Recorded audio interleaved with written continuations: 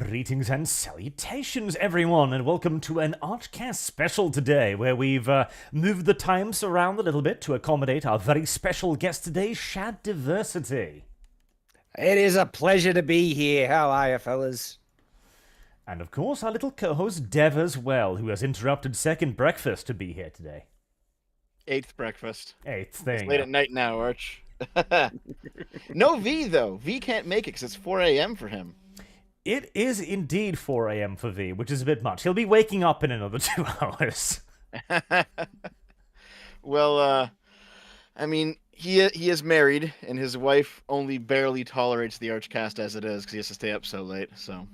That is true, that is true. Like, women don't understand that sometimes their husbands just want to talk about random shit on the internet for hours and hours. And hours. What time is it where you are, Shad? It's 11 a.m.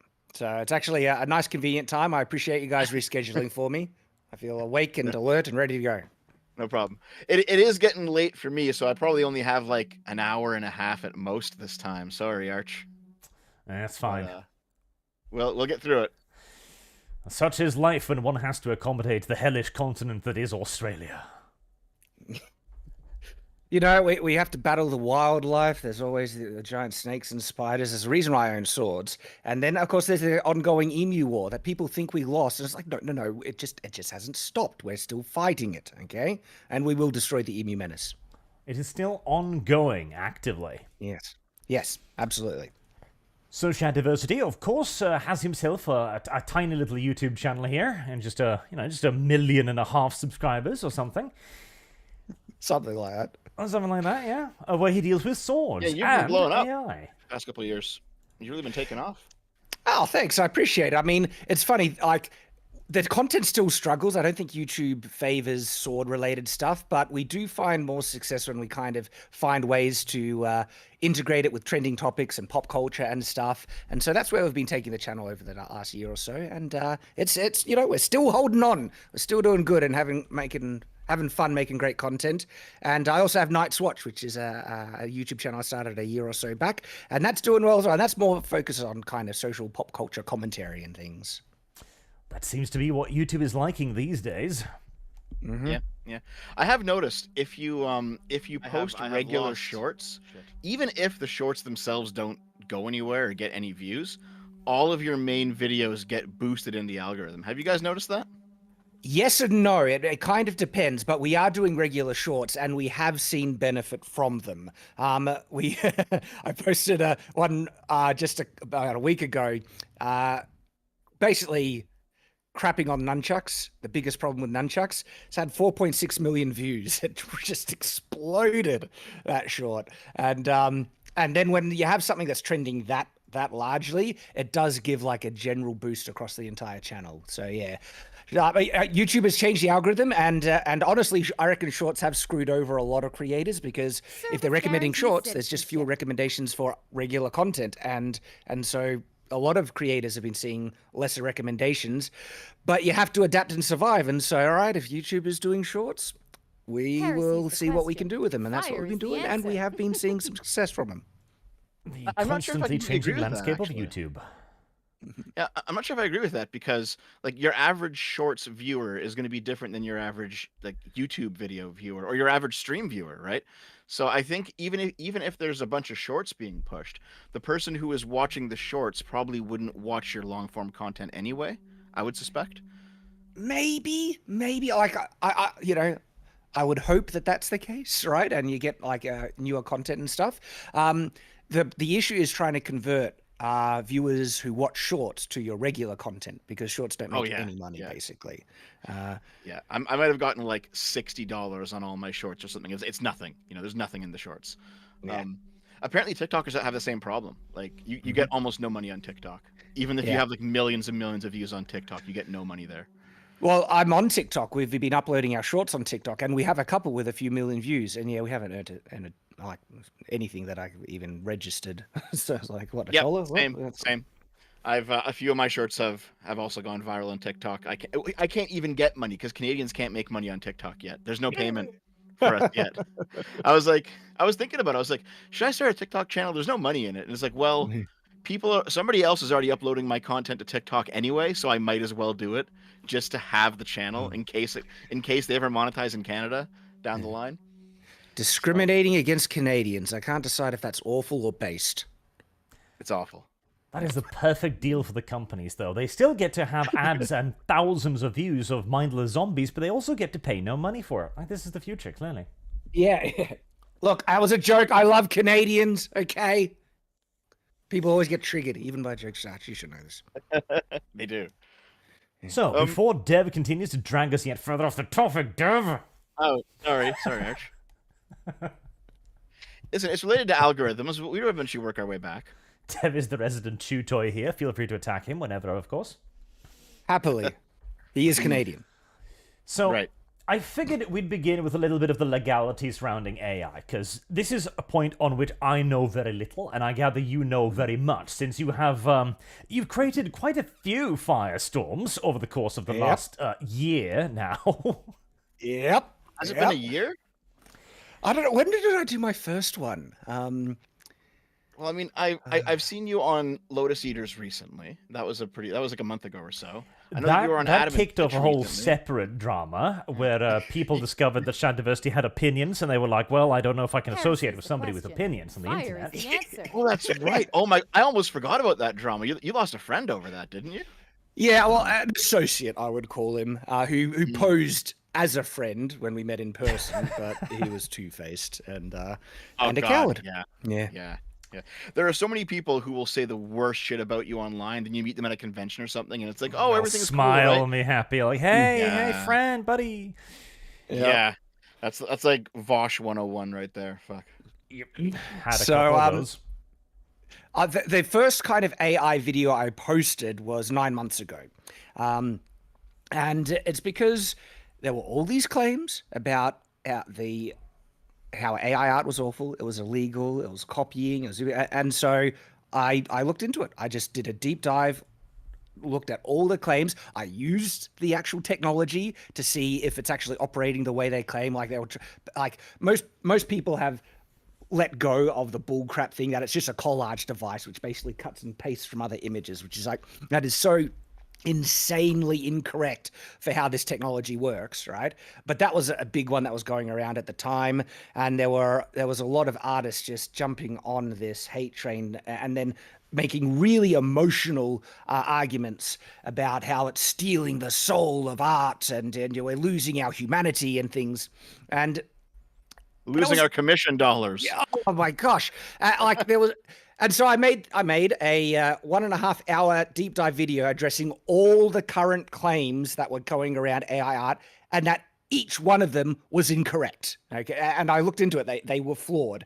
And then I made a couple of smaller follow-up videos. There was a smaller bite-sized one addressing there was a claim that if you use AI art in its normal function of text to image, that it will spit out duplications of images in the training set, which is like, no, that's utter bull crap. The only time you can get even close to that if you're actually trying to copy someone's artwork in doing it, or through image to image, and all the examples people were trying to use is just clear image to image alteration. And it's like, you can do this in Photoshop. Dishonest people have been stealing and claiming art that isn't theirs as their own for years. That's not going to stop, okay? And just because people are able to do it with Photoshop doesn't mean that Photoshop isn't a moral program or tool, or that we should prevent good, honest people from using it and benefiting from that technology. And so I made something on that, and that caused a bit of a backlash, not as massive as my current one, but that I just kind of let it rest for a bit, and more recently I've gone back into it, and just because again there's still so much disinformation about it, and don't like I have lost incorrect stuff being spread. I saw you on Adam and Sitch recently. It was like what, 2 or 3 days ago, something like that. Yeah. And you were debating. I don't know who he was, but he seemed to be an artist, and Yes. he was.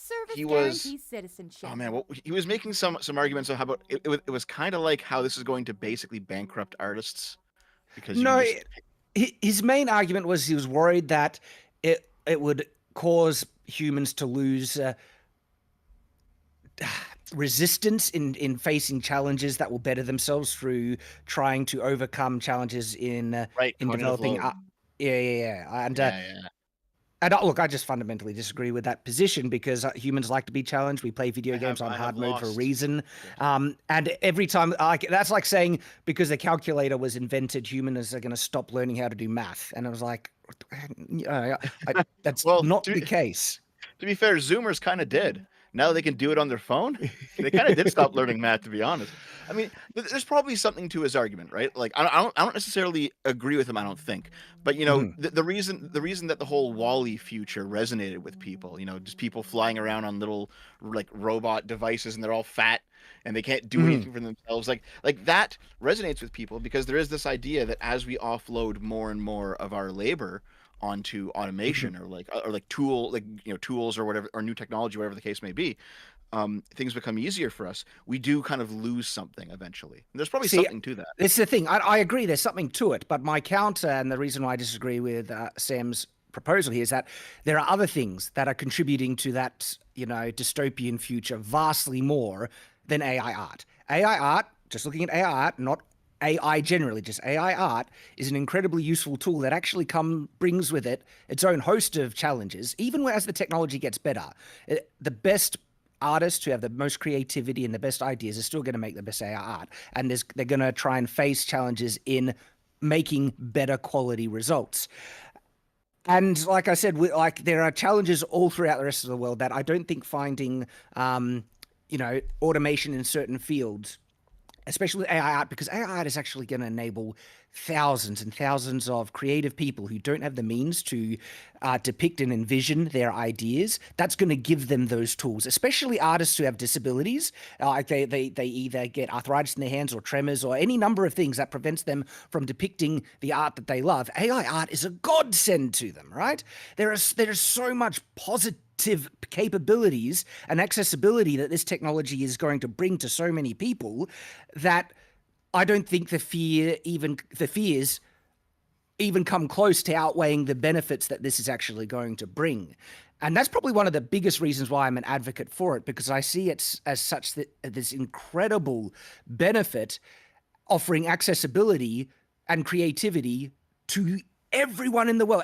Like, blows my. This technology is available for free. It is the most advanced artistic tool humanity has ever made, bar none.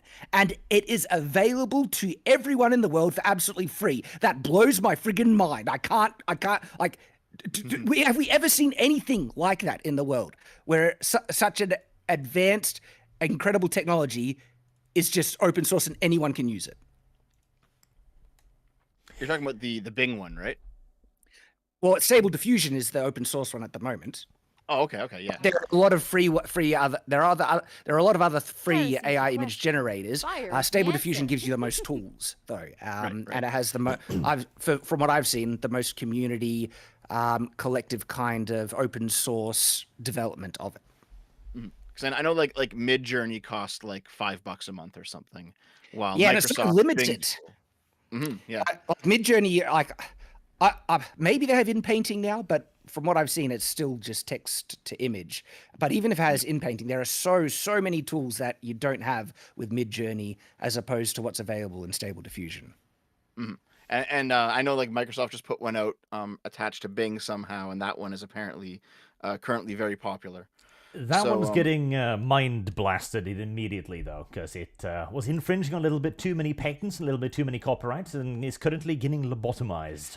Well, sorry, there's claims it's infringing on copyright. And by the way, people can use AI to infringe on copyright in the same way that they can do Photoshop. They just take someone else's IP, put it in the machine and spit it out, and IP characters and stuff.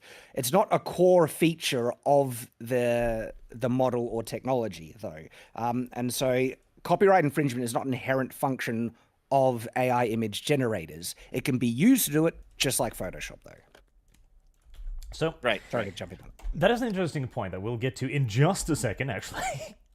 Because I want to expand upon the point you made previously. Because the primary benefit that I see of AI in the creative sphere is the democratization of entertainment. Oh, hell yes. Hell yes. the ideal future, like the nightmare future, is that the companies look at this and go, mine. I'm going to legalize everyone else out of it, and this is going to be my stuff now.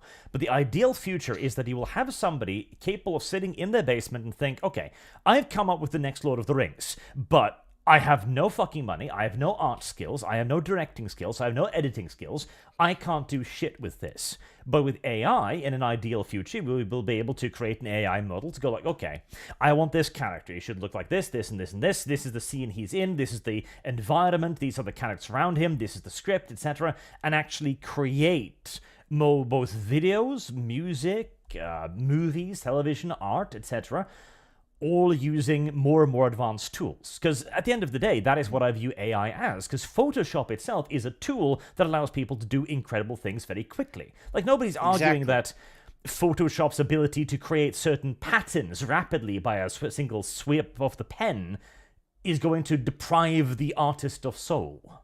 Yeah, Photoshop even has AI processes in it. There are so many filters and rendering features that are all based on AI algorithm, right? That people don't have a problem with. But is that robbing something of artists? And also, to jump on your point about the anyone able to make film and movies, right? It could enable anyone to be a director. And what I find really interesting about this, right, this idea, is that people credit directors as artists, like film directors as artists, right? And they give credit, and they credit them as the creators of that film. It's like, all right, what physical aspect were they involved? Did they build the sets? Did they act in it? Did they do any of the handmade anything in the film? No, they're a director, but it's their vision that they're directing to create something incredible. Well, guess what? That's very much the same as what AI art is, AI art generators, except with AI art generators, to make the best art, you often need to actually step in and do many hand-drawn elements to guide it, improve it, fix it, and things. And so it's actually more hands-on than film directing. But people say, you didn't make that, it's not art, and it's robbing you of your creativity. It's like, they do not see that there are direct parallels that already exist in the real world of artistic pursuits that they credit and acknowledge as being artistic and being creative. Like, they are the source of the creation of this artwork. I have lost. Shit. I also see a lot of people making ethical arguments in the chat. We will get to the ethics of AI a bit later, and then we will read chat actively, so that you don't think I'm just ignoring you, because there are counterpoints as well. Because one of the issues here is the three of us, I don't know about Dev, but me and Chat at least, we broadly agree on a lot of this. So we're going to bring in the chat to yell at us a little bit later as well. Yeah. Go on, Dev. Yeah, so here's the thing about the whole democratizing art thing, right? You would think, since a lot of people who are more creative-minded are also more left-leaning, you think they'd be cool with that, right? It's like, oh, power to the people, more equality, more people can have access to this thing that was previously gate-kept away from them. I would immediately argue the left is not very populist anymore. but you know what I mean, though, right? Like, there's this sense that making things more equal, making things more accessible, making things more inclusive, these are all like fundamentally leftist arguments. And yet now that it's coming for an industry that the left has an exclusive stranglehold over, suddenly they want to erect barriers, you know? Weird. Suddenly suddenly they want to be protectionist about this stuff. It's like, The not in my backyard argument holds strong over all humans, as it turns out. Yeah. But let's then address the legality of it, right? So there's been a string of various legal arguments around this. One of the recent ones, U.S. District Court, I believe, argued that you could not copyright AI art unless it had, as they put it, a human input, which in and of itself is a very diffuse definition, which they didn't really elaborate effectively on. Yes. And, what constitutes significant human input? I think a lot of my AI art that I show, because I'd have a recent video showing my process, and people who have watched this, even that were not on my side, said, okay, Shad, I can acknowledge that there's at least 50% you doing most of the work and 50% the AI.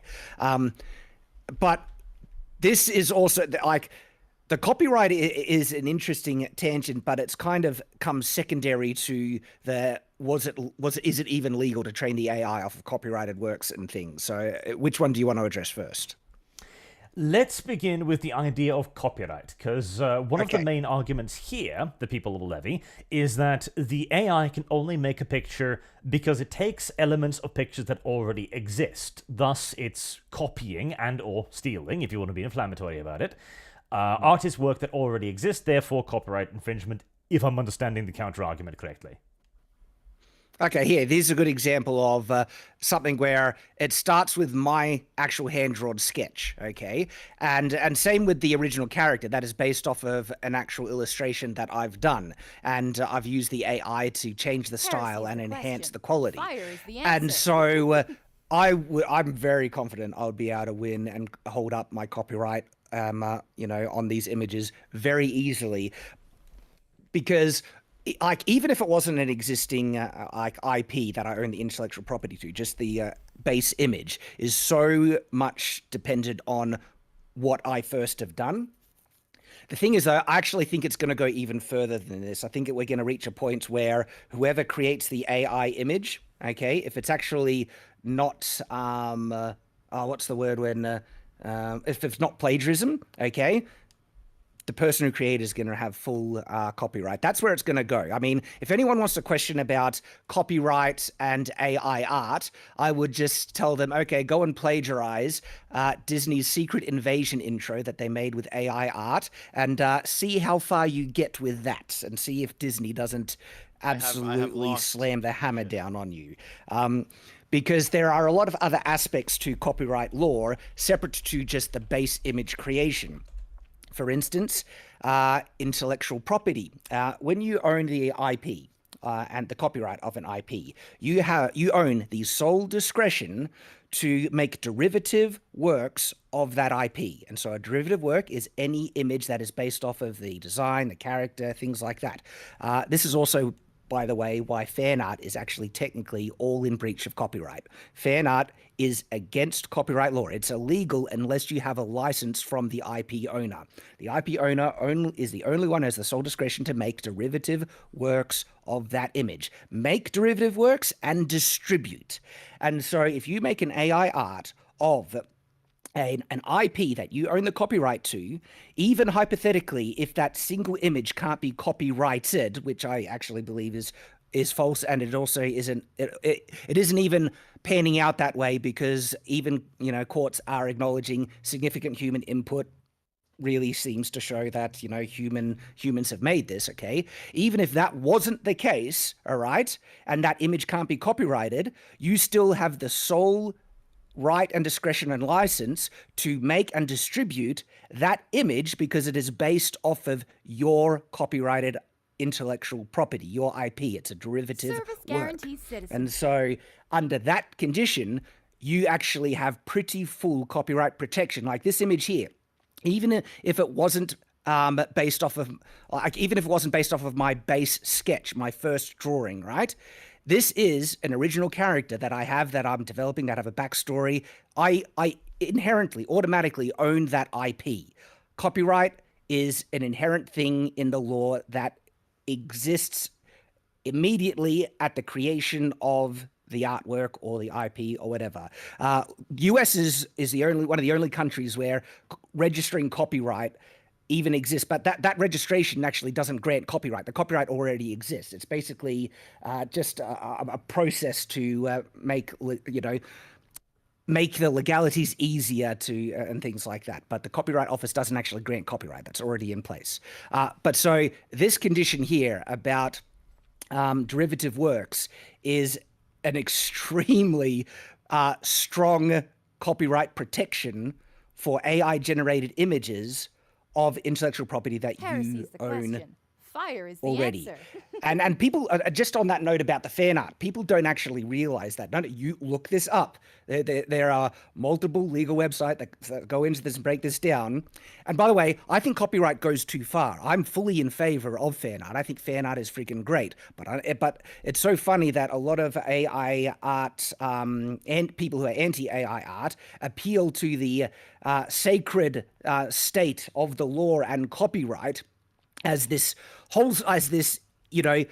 unapproachable thing of pure good, and how dare AI art supposedly, according to the accusation, breach artist copyright when they go around and breach copyright law constantly by making fan art of intellectual property that they don't have a license to make. And they not only make, they then distribute and often sell as well, right? And so that is directly in breach of copyright law. You can look it up. I've researched this. Okay, you need a license. And of course, most IP owners don't enforce this and they don't go after because it's just untenable to do it against all the people that are doing it. And I think even they can see that fan art actually is a benefit for most IPs because it's free advertising and stuff. And like I said, I love fan art. And I think there should be a provision in the law to allow fan art as well, by the way. But if you want to go to the strict reading of the law, no, fan art is actual breach of copyright unless you have a license. It's actually even a little bit worse than that as well, because here's the thing. I agree, copyright law cannot keep up with the modern tools. It can't keep up with Photoshop, never mind AI. But it's even worse than it's a breach of copyright. Companies have a legal requirement to protect their copyright actively, or it's theoretically voided. Whenever a company overlooks copyright, for example, Games Workshop, every time they overlook a fan art of 40K, they weaken their copyright. Theoretically, Games Workshop has no goddamn copyright at the moment. But this is one of those things where the letter of the law needs to bend down to common fucking sense. And also one of the points where we should then be rewriting it, because nobody in their sane minds believe that Games Workshop should lose their copyright over 40K because somebody drew a fan drawing. And simultaneously, nobody thinks that the person who drew the fan drawing should be hit with the full weight of the GW Legal Bureau for drawing it. Yes, exactly. So people really, I kind of misunderstand that there are multiple provisions in the law that will give you protection. Your AI art protection in the law already. And it's funny that they appeal to certain court cases. Like there was this recent court ruling where that people say, AI art is not granted copyright. But when you actually look at the specifics in that specific one, they were actually, whoever was putting it to the court was trying to give the copyright to the computer, that the computer and the program would own the copyright. It's like, of course that's not going to work or win, all right? But then they claim, it's proven AI is not going to get copyrights. Like, no, all the other, things about copyright protection is already, they're still going through the courts as we speak, basically. Well, there's also where, incidentally, can you see the link channel right above the stream? I have lost shit. Sorry, me? Can you see the link channel? The link channel, the guest chat, or the link? There's the link channel, yep. Oh, thank God. Okay, because I've been trying to make sure that it's actually visible to the guests, but half the time it isn't, so good. Because then I can actually point towards things there as well. So for the legalistic argument, in my opinion, this right here, Google promises to take the legal heat and use a copyright lawsuit. This settles it. It's done, it's over. Because money drives policy. When Google, one of the largest companies on fucking earth, say, yeah, we want it this way, it might be a question of time, but it's practically settled. Like, this is special interest on a level that is virtually irresistible. Yes, yeah. That's what I mean. That's why I referenced Disney. If people really think that, AI art can't be copyrighted, all right, go and plagiarize Secret Invasion intro that Disney made. There's no chance, okay? AI art is absolutely going to, not only can you currently get copyright protection, even just by showing that there's significant human input, all right? Because Disney and other people have an invested interest in it, it's just going to get stronger for copyright protection on AI art. Yes. There's also the problem of actually trying to go for the copyright thing. So I've seen some people argue, for example, that people using AI art are going to be buried in lawsuits. The issue is, with the way that an image is transformed to the point where, okay, let's say, for sake of argument, right, that an image is created from collages of 100 other images. I know that's going to trigger you, but just for the sake of argument, right? Okay, but now you've created an entirely different picture where you've just used like the hair shade from one and the facial shape, a third of it from another, etc. The original work is no longer recognizable. How the fuck are you even going to identify the copyright that has been violated at this point? Even with your analogy, it's been transformed so much. Like you could appeal to a fair use defense easily, and what AI does is actually like so much more like significant and advanced than a collage. In actual fact, it's not even a collage. It's not grabbing elements of the images from the training set at all. It's vast. Like people say, it trains to learn how to make art. That is actually the most apt way you could describe what it's doing.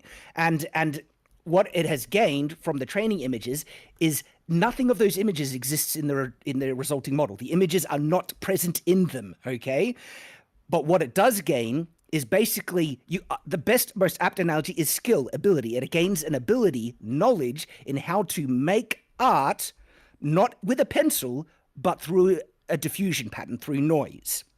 And that's what and so it has these patterns on how to make art based on keywords through a new medium that only it can do because it's a computer, which is the diffusion pattern. It's like if you were to ask me, Shad, like, if I have an image that I want to make, like, and I have that image in my head, right? Am I, do all the other images that I've learnt from, is that included in that image in my head? No, I've created a new image based on all kind of my understanding of what, the visual world is. And then what the AI actually has, the AI doesn't even have that image in its head. The AI just understands, like a blind man, the motions and movements to construct that image from noise.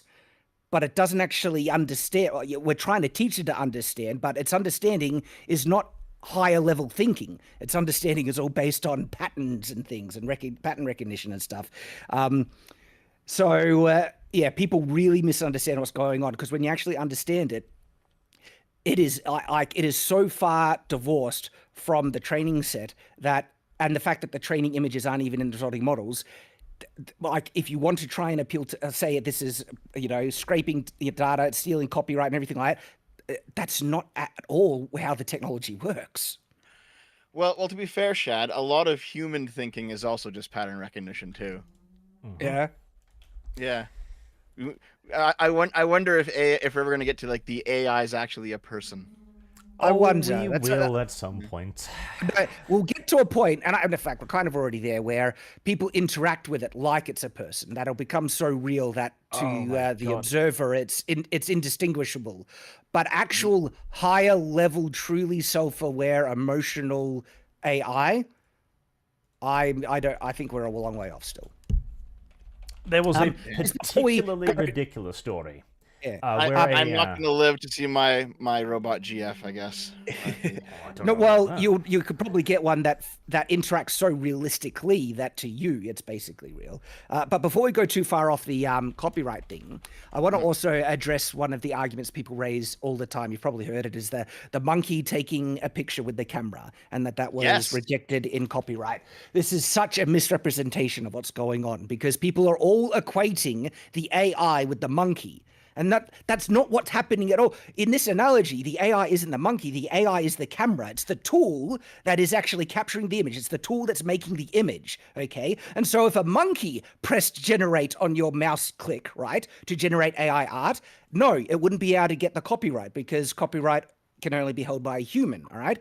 But if a human presses generate with their mouse and clicks, right? That's a human making it, just like it's a human that presses click on the camera to capture the image. And so it's a complete misapplication of the analogy to try and equate it to the monkey not getting copyright. And just like with the recent lawsuit where they were trying to give copyright to the computer, no, a computer is not a human. It can't hold copyright, okay? That's not in dispute. We're asking about humans holding copyright, which are making art with a tool, just like a human taking a picture with a camera. And so that kind of reference appeal to the court case of the monkey does not apply at all. I linked the page, Arch, in the link channel in case you want to pull it up. The TLDR of that is that a guy set up a camera, walked away, a monkey came down and then pressed the take picture button on the camera. And the argument was, who owns the copyright of the picture? And I think the courts finally decided it was public domain. Because the guy who owns the camera didn't own it, because he just left the camera there. And the monkey can't own it because the monkey's not a person. Yeah. That's mildly retarded, but very well. See, because there is a lot more around the copyright stuff as well. In fact, one of the latest thing is that Mike Huckabee is suing, I believe, Meta, Microsoft, and other companies over apparently he claims they used elements of a series of books he wrote containing more than 180,000 works that are part of the dataset used to train large language models. So he claims that he wrote all of these words, and the AI used them, and the AI is now stringing these words together in such a way as to become a large language model. This one will be interesting because if you break this one down, he's essentially saying that, well, I have these words, and I have written these words in a certain series. I know for a fact that they have been used as this complete blocks of text by an AI, therefore it is infringed on my copyright. Whereas Meta and Microsoft are no doubt going to go, yeah, but you don't owe the copyright on the word why, or the copyright on the word how. We've just simply taken the meanings. I mean, but you can't even copyright commonly strung together words like once upon a time or even, certain sentence construction, or even stylistic beats in the way that you introduce word tags and things like that. You can't copyright style.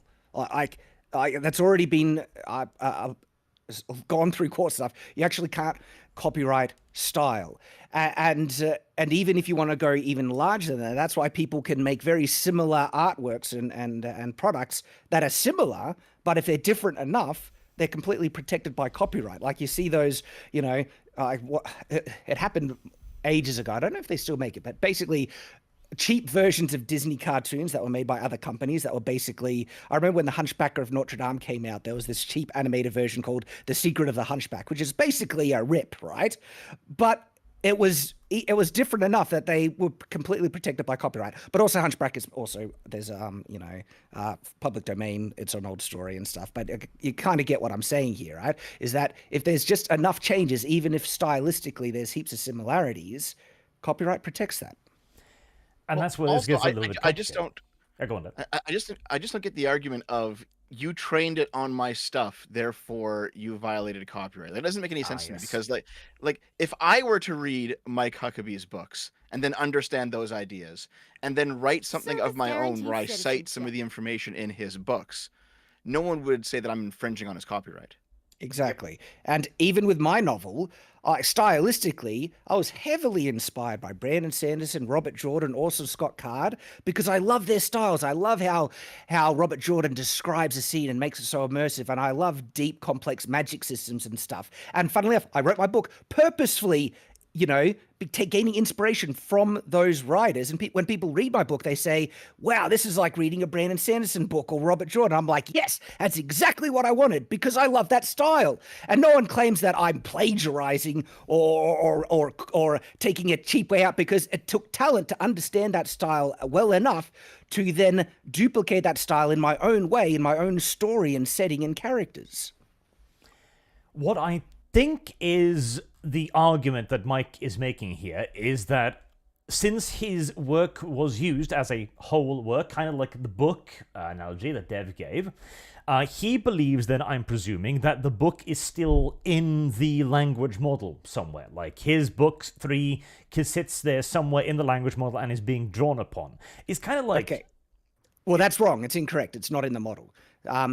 So with language models, it's really interesting. They basically, by grabbing heaps and heaps of different written works, right? It can analyze how often certain words appear next to other words. And then it can try and analyze context. If a sentence is constructed this way, how likely is it for this word then to appear after this word, all right?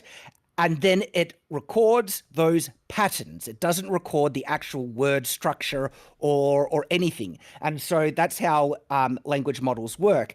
All it does is, after it writes the next word, based on its understanding of pattern recognition, it knows what is the most likely next word to appear after this word. And then it can take the previous kind of sentence structure it did and then say, with all these words, how common or likely is it for this word to appear when you look at all these words? And literally, it takes a word and assigns a number value to it, and then takes another word and assigns a number value, and then by looking at all the previous written works that are put into it, it can actually mathematically calculate this word appeared next to this other word this many times, or this rate, or this likelihood, and then it can take the sentences and say if a sentence or if there's this group of words put together, suddenly the likelihood of this word appearing next becomes less or it becomes more, okay? And it records those mathematical connections. It doesn't record or keep the actual written work itself. The written work isn't even the model.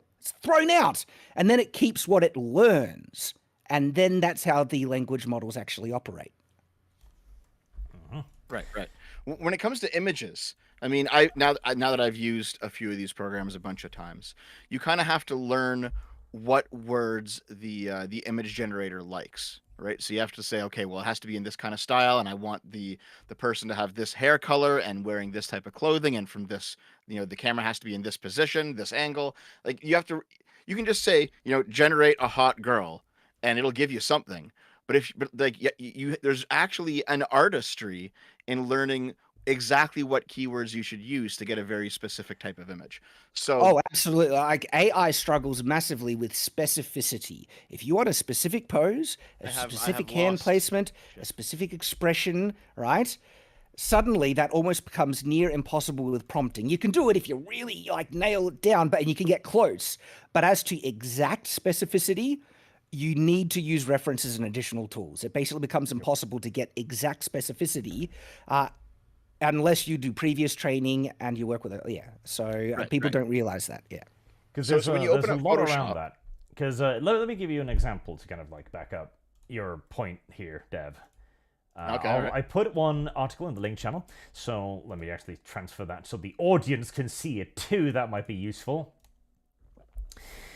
So this is a they-them, because, it's the current year, who's trying to copyright a piece of art. So if you scroll down a little bit, you will see an example where there is a very loose, drawing, a sketch of a mask with flowers, and then the AI version. This is what has been stripped of copyright after initially being granted copyright.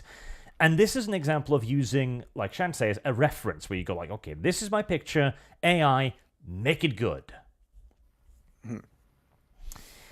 And this is even then relatively simple, because here you've got a sketch. Whereas if you needed to have something very specific, like a pose, in fact, I believe, if I can find it, Shad, you put up a little challenge on Twitter a little while ago. I did indeed.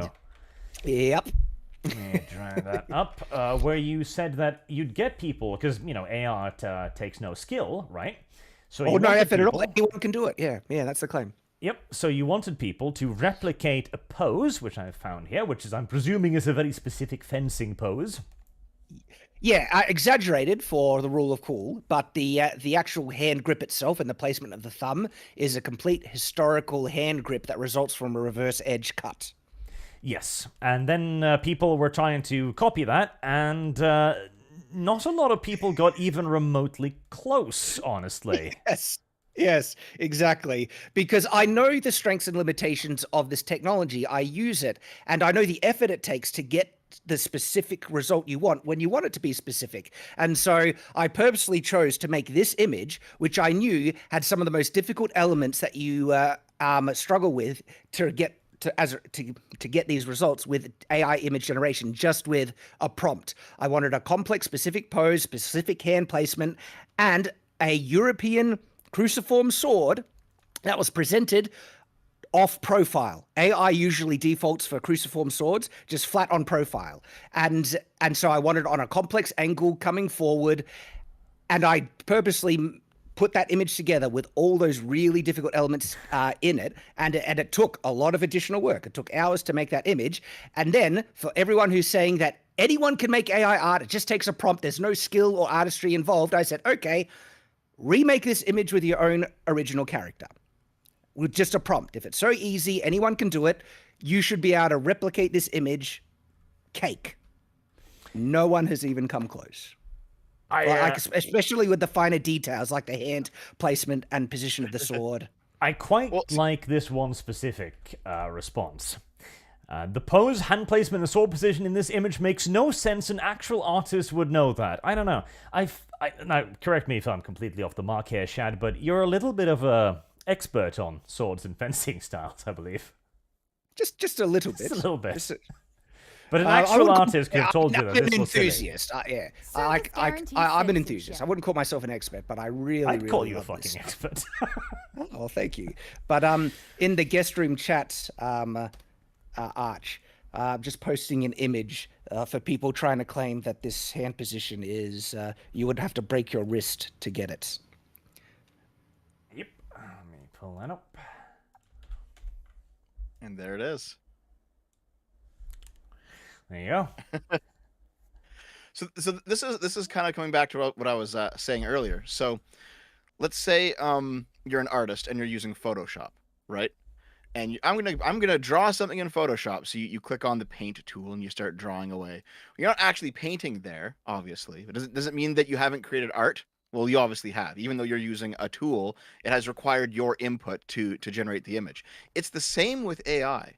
I mean, you're not drawing it. You are using keywords and you're being very precise with what you're doing with the keywords. But you still have to know what you're doing. You know, it's a tool you can use. It's not nothing, basically. Mm-hmm. And sorry, I'm just going back to the image, right? You know, I'm not saying the image I made is perfect, and I think the hand placement is probably a little too exaggerated, and it doesn't match my position exactly, but it's close enough, and I was really happy with it. The point wasn't to make a perfect AI image. The point was to make an image that had elements that Service AI guaranteed struggle with, that you citizenship. need to put in effort and skill to achieve. You need to have a level of artistry to be able to overcome those issues. That was the point of the image, not to be perfect. So yeah, people can criticize everything. I think it looks friggin' awesome, and I love it, and I'd even like to develop this character out. And that point that I've made, I think, has been proven quite categorically, because yeah, no one has even come close to duplicating it. Sorry, Dev. Yeah, to what you were saying, I agree. Right. Honestly, I don't see a good argument against AI art, aside from it'll Nothing. take away jobs from artists, which is going to happen anyway. So whatever. I think a lot of it just maybe just emotional appeals. Like, I don't know. It is. I sympathize with people losing their jobs, but my position has been: do artists realize that they are in the best position amongst anyone to benefit the most from AI art? And this is my point. This is why I did this image, to prove it, right? People who don't have any ability, and better artists would be able to do an even better job with me, make the hands seem even more natural. And that's my point. Artists can make the best AI art and smash the competition. They are absolutely in the strongest position to benefit and succeed with the introduction of this technology, more so than anyone else. But by shunning it and claiming it like it's the worst thing ever, it's of the devil, and anyone using it is awful people and everything like that, they're shooting themselves in the foot. That's almost guaranteeing that they're going to get the worst impact of this technology on them as a career professional. And so I've been trying to say, no, you could benefit heaps from this. Well, the ethical argument, right? That one will be the next big one. Right before we get to that, I want to add in a little bit of a curveball here, though, because a lot of the time, people look at this and go like, okay, art. Art is a very diffuse question. So I want to try and pull it back a little bit.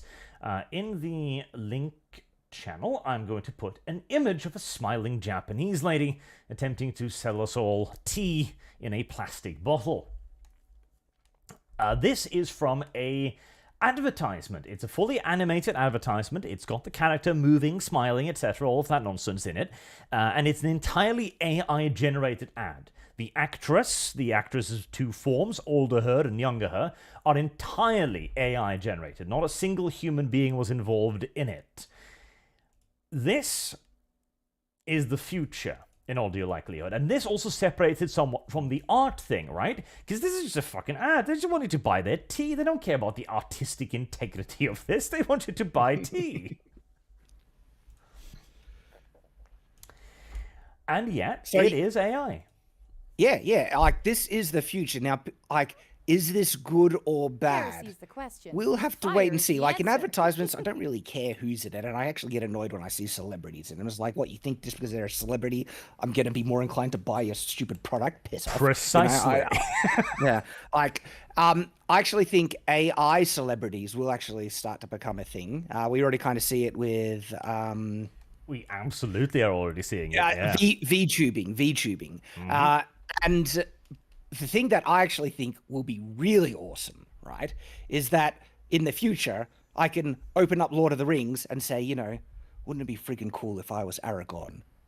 Make me Aragorn in the entire film, and it puts my face on Aragorn, and suddenly I'm in the film being Aragorn in Lord of the Rings. That'd be freaking awesome!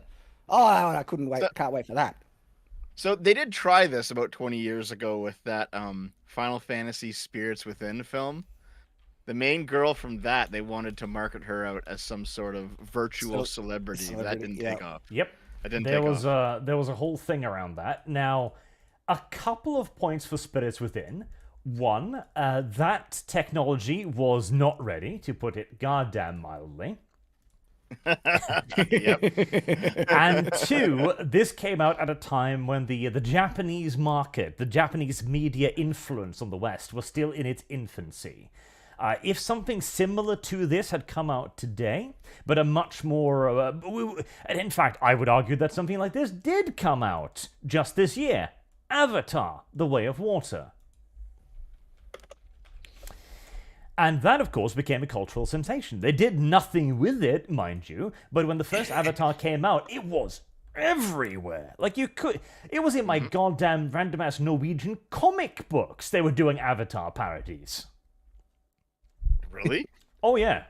Like, it was everywhere. And it's remarkable because it's something that was seen and heard of by, like, every single human fucking being on Earth, and yet ended up having next to zero cultural impact. It's remarkable. And so, like, what's your thoughts about the AI use in avatars going into the future? I think it's going to be inevitable, simply because it's going to be a hell of a lot cheaper. It's going to be a hell of a lot more flexible in the future as well. And one of the big advantages with AI, particularly for certain companies currently struggling, like Disney, is that unlike Rachel Ziegler, AI can't insult the customers. Well, I mean, if it was in the hands of Disney, I could see them putting out, the fans are racist for not liking our show, because I think they're the ones prompting a lot of the actors to say, like, holy crap, all what the actors were saying in the lead up to Rings of Power, that was just, I've so scripted from Amazon. Yeah. Oh my gosh. Oh man, that show was a lot of fun. It was fun watching the train wreck of Rings of Power. I can't wait for season 2.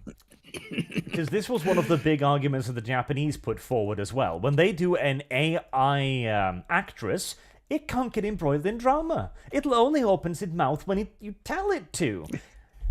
Whereas we now have a whole thing of actors actively antagonizing the audience. Like Rachel Ziegler going like, oh no, I actually never liked Snow White. And it's going to be about a strong and empowered Snow White, you see. Like, But, more so, I think that this next element that I'm going to mention is the thing that I think the Hollywood companies will really appreciate, is that their AI actors, it won't come out that they were beating their girlfriend or doing some awful thing several years ago, and then they get cancelled and everyone won't watch the film because the actor is just a trash person. And I know there are some that are still allegations, but others also come out that, holy crap, this is an awful person, like Amber Heard. And you just do not want to watch anything with them in them.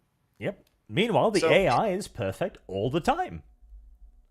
In a more general sense, there's a trend in economics where if you have some sort of technological advancement that makes a job easier, if you try to abolish that advancement or forestall it or restrict it somehow just to keep a current sector of the economy alive, you can do it for a little bit, but it tends to ruin your economy in the long run. Yes. And it's going to happen with AI art as well. Like if somehow every artist on the planet turned around and convinced the AI people to slow down on the technology and then banded together in some sort of artist guild, there would be somebody else overseas who would do it, and then they'd be ahead in the game. Okay. Well, Oh, this they happened finished. in the UK with cars, right? Like the reason that the UK doesn't have a a car manufacturing sector the same way that America does in Canada and Japan and Germany and Italy, all these countries, is because back in the day, this is like 150 years ago, and the British still haven't recovered. They decided to put current jobs ahead of new technology, and they still don't make their own cars now. Like it's the kind of thing Mhm. that can ruin you for a long time Well, if you decide also, to. Yeah, go on, go on. well, because other countries will push forward with the tech, and then that means they'll be able to produce that product easier, faster, cheaper, Yep. and then suddenly the company that was trying to protect jobs will go out of business, and everyone loses their job. And so, well done, you shot yourself in the foot. Yeah. And this can And happen fast. Like Dev's example, to add a bit of data to that. Horses were the only means of transportation, really, and they had been that for thousands of years. And then over 30 years, 2 decades, gone. The entire horse and carriage industry, like hoofing industries, breeding industries, gone, eradicated. And this is also the main reason why unions tend to fail long term too, because unions are often reactions to a shrinking market. Like you don't really need a union if your business is booming and everyone's making tons of money. But once the business isn't doing so well, workers tend to want unions more often. But because the business is starting to fail, and maybe that industry is starting to fail, unions just continue the demise, because now the same amount of labor costs more because of the union negotiating. And it's basically, once you start to see certain industries unionize in a large scale, that there's going to be a technological shift that basically makes the unions obsolete anyway. And Arch, I mean, you pay attention to journalism, you pay attention to video game development. I know we've both seen those stories of like, great victory for the people. We unionized at Kotaku, or wherever the fuck it was, and then they go out of business. Yep. And it's like, oh, happens all the time. Usually, that headline is followed by the union has been fired by the owner of the company. Yep. And what you're saying, Dev, in part has already been attempted with AI art. So there's been is it a class action lawsuit? But anyway, lawsuits taken against, is it OpenAI and companies, and they're trying to claim, models trained off of copyright material, breach of copyright. They want, and the purpose of this, is they honestly were trying to slow down and stop the development of this technology. And I've literally heard artists who are involved in this legal kind of thing claim and say that if these AI models were not trained off of the collective works of all the artists in the world, they could never produce images of this quality. They are reliant on our hard work, and we're not getting compensated, and therefore give us money, basically. And their claims are false, right, in terms of the legality. And if you can build a product that is built off of other people's works, you absolutely can, even if it's copyrighted, so long as it's a fair use, and there are multiple conditions for fair use which allow this. But the thing is, though, that was their intent, to stop the tech, and they honestly believed that if they could get these models that were trained off of copyrighted works, make them illegal, they felt that they could defeat the emerging tech of specifically AI art. Well, Adobe has just released their AI generating model, which is trained completely off of open source images and images that they have the sole license to, and it is insane. It can do artistic styles, it can do photorealism. It is incredibly powerful and effective, and it completely destroys their claim that you can't get an image generating model built off of open source works that will produce equivalently good art, AI generated artworks. It's like, no, it absolutely can. And they also don't want to acknowledge that there's a lot of artists that are perfectly happy for their art to go into these training models. And there are talented artists that if they want to do it in what is a more publicly acceptable way. In actual fact, it's not a more legal way, because of fair use, you could do this anyway. But if someone wanted to build a model that could specifically replicate someone's style, or like anime, for instance, but even say something more specific, right? And they're like, well, you're not allowed to use that artist's artwork. there's heaps of artists that love AI art that are really talented. Well, I can make you like 100 images in that style of that other artist that is saying he doesn't want his artwork in the image training process. I can make you that artwork because I'm allowed to do it. There's nothing preventing an artist copying another artist's style. And there's like, here you go, here are the images. Put that in the image generator in the image training process. Okay, and so they were completely wrong that they thought that they could slow down this technology. But also their premise that it was illegal to even use publicly available images in the training process is false. Okay, on top of that as well. But yeah, the Adobe, I think it's called Firefly image generator. It is a powerful thing and all open source. Now, I, of course, loathe Adobe with a burning fucking passion. Me too. Me too. Yep. But this is the solution. Like, okay, if you're going to entertain the copyright argument, then all you need to do is create an AI based upon your own stuff. A video game did this recently. Galactic Civilizations 4, I believe. They've made a tool in-game that generates random player factions, where you give them a description and then it generates it with an image and a description. And they're using only in-house art that they own, so they have now created a thing that can generate fact infinite art, and they own all of it. Yep. So there really is no stopping this. Like legally, there is no stopping this. Yeah, and look, I think these legal accusations of theft and everything are ultimately going to fail. And this is an important thing that a lot of people don't understand. And it's important to address because they appeal to this argument all the time, that it was illegal. They call it scraping the internet to train an AI off of other artists' work, that the artists aren't getting compensated and things like that. And so this is the black and white facts, okay? If you obtain any copyrighted material legally, okay, as long as you obtain it legally, you are legally entitled to use that copyrighted work in any legal capacity. You're not, there's no such thing saying you can never use copyrighted works, okay? You absolutely can. You can use copyrighted works in many things so long as it falls under fair use. And fair use is a very powerful legal defense. And so some of the specific ones that apply to the training process under fair use is, of course, how transformative the use is. That's a massive one, okay? And the next one, which is a huge one, is the amount, the substantiality, or the portion of the copyrighted material that remains in the resulting product, not the amount that was used in the process. You can use the entirety of the copyrighted work in the process of making something new, so long as only a portion remains in the resulting product. Fair use can be appealed to as a defense easily, and it's done all the time. When I review a film, I am using the entirety of that copyrighted work for my review. I watch the entire thing. It's not a portion.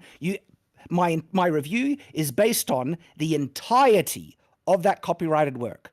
And then I make a review, and if I use only clips from the film in my review, okay, and because it's a review, it's transformative, it's completely a different type of viewing experience from the original, and the fact that I'm using so little from the copyrighted work, I am absolutely legally entitled to post my review with copyrighted clips of that film in that review. And not only can you appeal to fair use defense, fair use defense has been upheld when it's gone to court for same things. And so when people say you cannot, build an AI image generating model that's built off the entire, and all these artworks are used in whole in the training process, doesn't matter if they're used in whole, it matters how much of that copyrighted work exists in the resulting model, in the resulting product. That's the part. You can use the entirety in the process. You're allowed to. That's legally, absolutely, okay? And then when we come to the image generating models, these images do not exist in the resulting models at all. And it's baffling. Like, these image sets, right? They are, over 50, sometimes 400 terabytes in size. They are massive, okay? And somehow they claim all these images exist in the resulting models. If they did, that's a reduction. Like, that is basically every image in the resulting models are only like 4 to 7 gigs in size. That's reducing the size of these images to a couple of bytes of data each. That's a level of compression that would make the USS Enterprise crap itself, okay? Like, we have nowhere near that level of compression technology. That's not, no, the information that it creates from the training process is recognizing patterns, and that's what's the bytes of data it keeps from each of the images in the training process. It doesn't keep the images at all. They're unrecognizable, and as a result, it is so different. Like, to be unrecognizable, just the transformative claim alone upholds a fair use defense massively, combined with the amount, substantiality portion that was used. Then people will they counter to this, because I've said this and I've told them, it's like, no, but it doesn't qualify for other fair use defenses. Like, it affects the copyright holders' ability to market their product, make profit from their product and everything like that. And it's like, no, you don't need to satisfy all the conditions of fair use. You need to just satisfy enough of those conditions well enough, and fair use is absolutely withheld. You can absolutely make a new thing that's based off of copyrighted work that affects the marketability of that copyrighted work, okay, and still succeed in fair use defense. And we've seen multiple cases go through the court system where this has been upheld. South Park was sued for copyright infringement. In one of their episodes, they had Butters basically like mimic an online YouTube video song. It was like butt in the butt or something it was called, right? And they basically use the entire lyrics. They don't change the lyrics. It isn't like Weird Al Yankovic is saying the lyrics word for word. And then Butters is even copying the layout and position and the dance moves and the clothing of the YouTube video. They literally duplicate the image, the video in the South Park style. And so they barely satisfy for using only a portion of the copyrighted material. They're using a really large chunk of it, nearly the whole thing, okay? But they won the copyright lawsuit because they satisfied the condition for parody so well that it didn't matter that they used so much of the copyrighted material and they didn't qualify for one of the fair use conditions well enough. And so you don't need to qualify for all those conditions under fair use. You just need to satisfy enough of those conditions well enough. And the training process does that. Like, when I look at this, it's like, literally, I have lost. The models are unrecognizable. You cannot even find the training images in the resulting models, period. I cannot see how it would not qualify for fair use when you look at it objectively. So, I have to step out now. We have reached my limit. Listen, my girlfriend's got to get up in like 8 hours, so it's time for me. Tell her to sleep outside on the porch.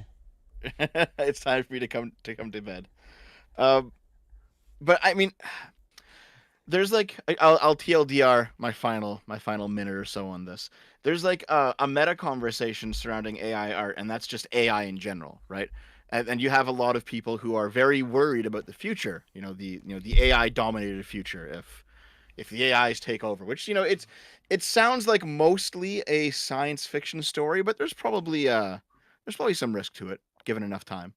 So some risk to AIs that are not friendly to human life appearing. That could be a problem. And I think there's a lot of emotional weight attached to the AI art conversation, and they're just kind of hitching a ride on that train, like the general AI danger train. And I think what's underneath a lot of it is just people not wanting to lose their jobs. I think that's really what it is at the end. That's fundamentally the fear of the normal transitioning. Yes, they're afraid and they lash out. And because they can't address the arguments honestly, engage with the points I bring up, well, then they resort to belittling, mocking, straw manning, gaslighting, all the regular disingenuous tactics. And look, you can see it on Twitter. Like, people are dogpiling, and it's all disingenuous, vacuous crap that is achieving nothing apart from validating their own fears and emotions. That's right. You know what, Arch? I'll give you something that you can share real quick before I go. There's more nude images, Dev, because frankly, I've got enough of those. Here, I'll post this in the link channel. I don't know if you want to bring it up on screen, but you probably should. So, this is an AI image that I posted. Let's see. Is it more of... Can you bring that up? Yeah, Heresy is the this question. is not too bad. Fire is the answer. So there's that one, and then there's the one above it in the thread. All right. I've seen those. Yeah. So I posted those, and then both the George Floyd one and the Nazi Germany one went viral. But I mean, the main insult that was levied towards me was "you're a Nazi." Okay, fine. But the second most accepts common that. one was "you're using AI art," and I'm like, is that really your Yes. complaint? Yes. Yes. Is that really Yes. your complaint? Like, there was a tweet. I think I had to retweet it. Let's see if I can bring it up, because people were saying, like, out of all the things that I thought Shad would be attacked for most, AI art is one of the last Service ones. guarantees citizenship. Like, people have just gone nuts in their hatred for me defending AI art. Like I've murdered their grandmother or something like that. The hate for it is unhinged. But the thing is, though, it is a really loud minority. That's the reality. Most people, they see awesome AI art and they say that's a cool picture. All right, and I think they're getting even more upset with me because I'm breaking that narrative and actually proving, because they're not engaging with me on the merits of my arguments. They're just attacking, straw man, all that bullcrap, and it's making them look really bad, and it's there for everyone to see.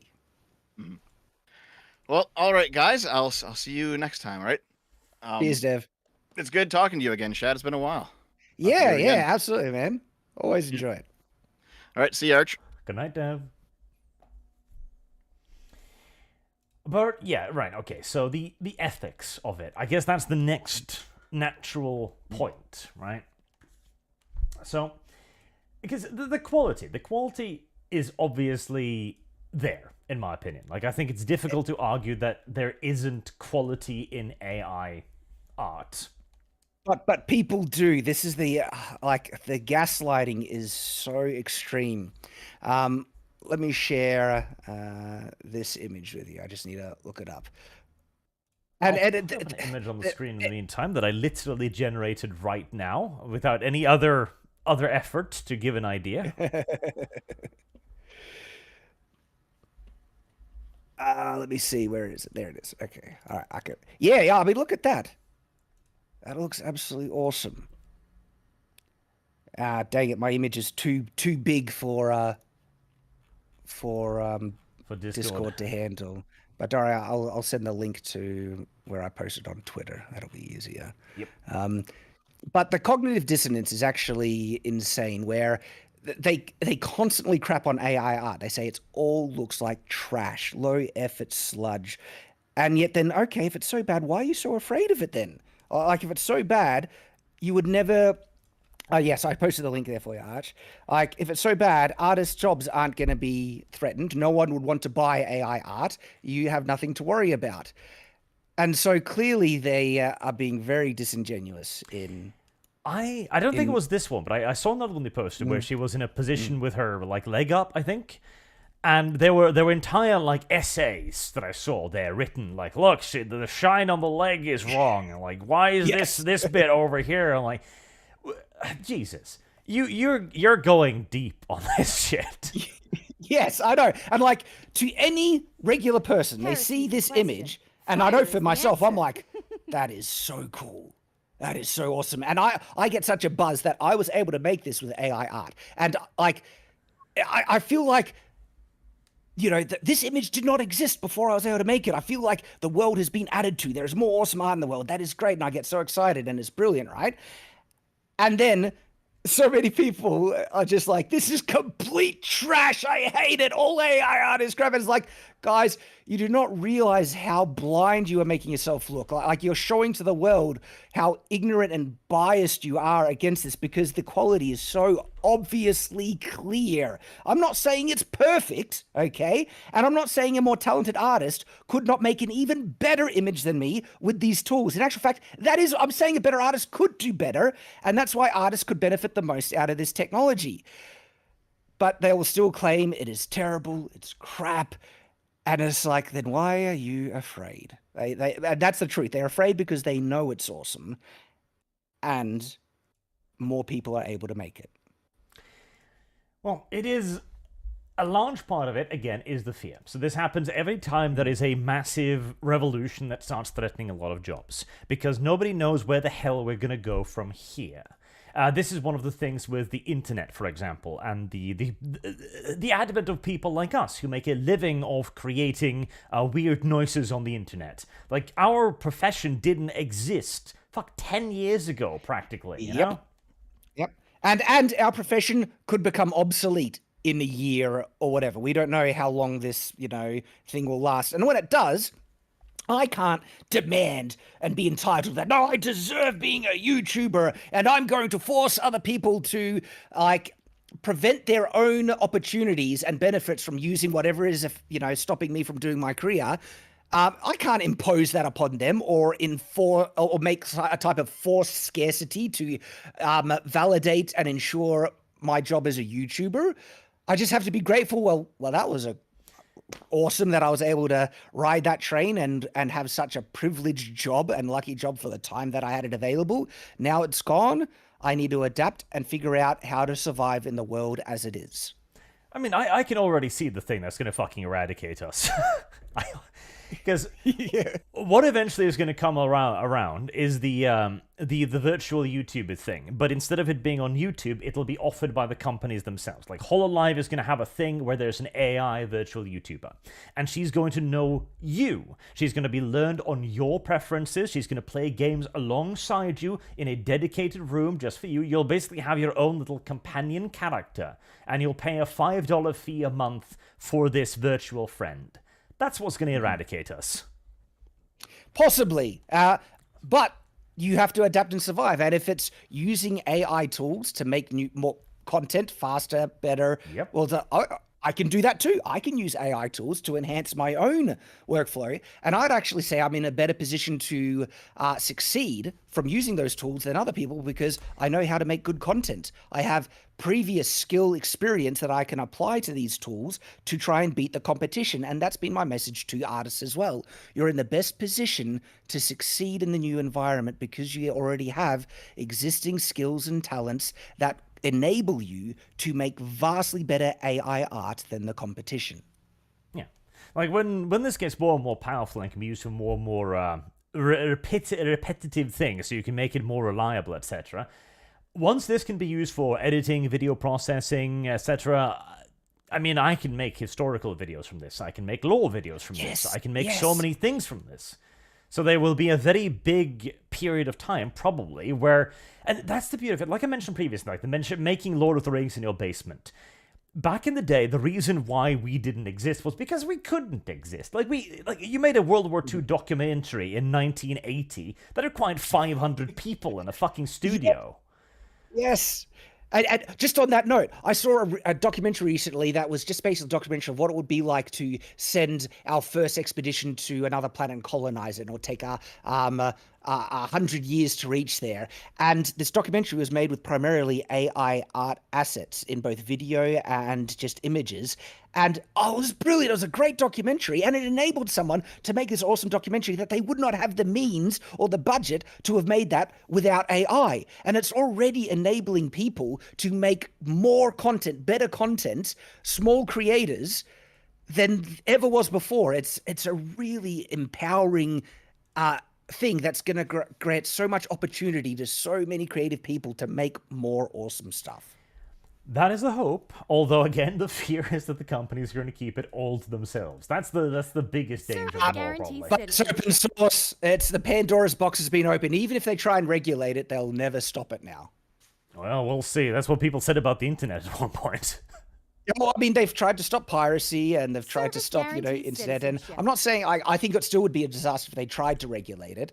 And I think it's really disingenuous people trying to say, if you see any AI art being used in a product, you boycott it. I'm like, hold up.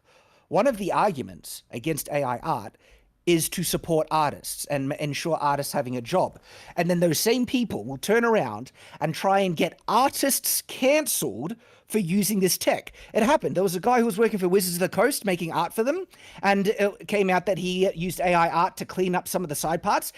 Majority was him, like 80%. It was his artwork, and he's super talented, right? But because he used AI art a little bit, they freaking dogpiled him and tried to get him cancelled. And it's like, oh, you guys are in favor of supporting artists, are you? Then you actually try and destroy someone's life, an artist's life, who is just using these tools only in a small way.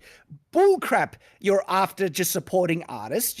The mask is off. You've proven no, you just hate AI art, and you're out to destroy it at all costs, even if it harms artists' lives. That's also where we get to perhaps the first and the biggest of the ethical questions, right? What is art? And I challenge anyone to fucking define that one for me. Yeah, to me, I'm almost at a point. Art is whatever the hell you want art to be. Art is whatever the fuck you want it to be, literally. Yep. And it doesn't matter if you think AI art is not art, that does not affect my knowledge that it is and my appreciation for it is at all. You can cry into the void, and literally people like, quote tweeting me, AI art is not art. I'm like, what is that achieving?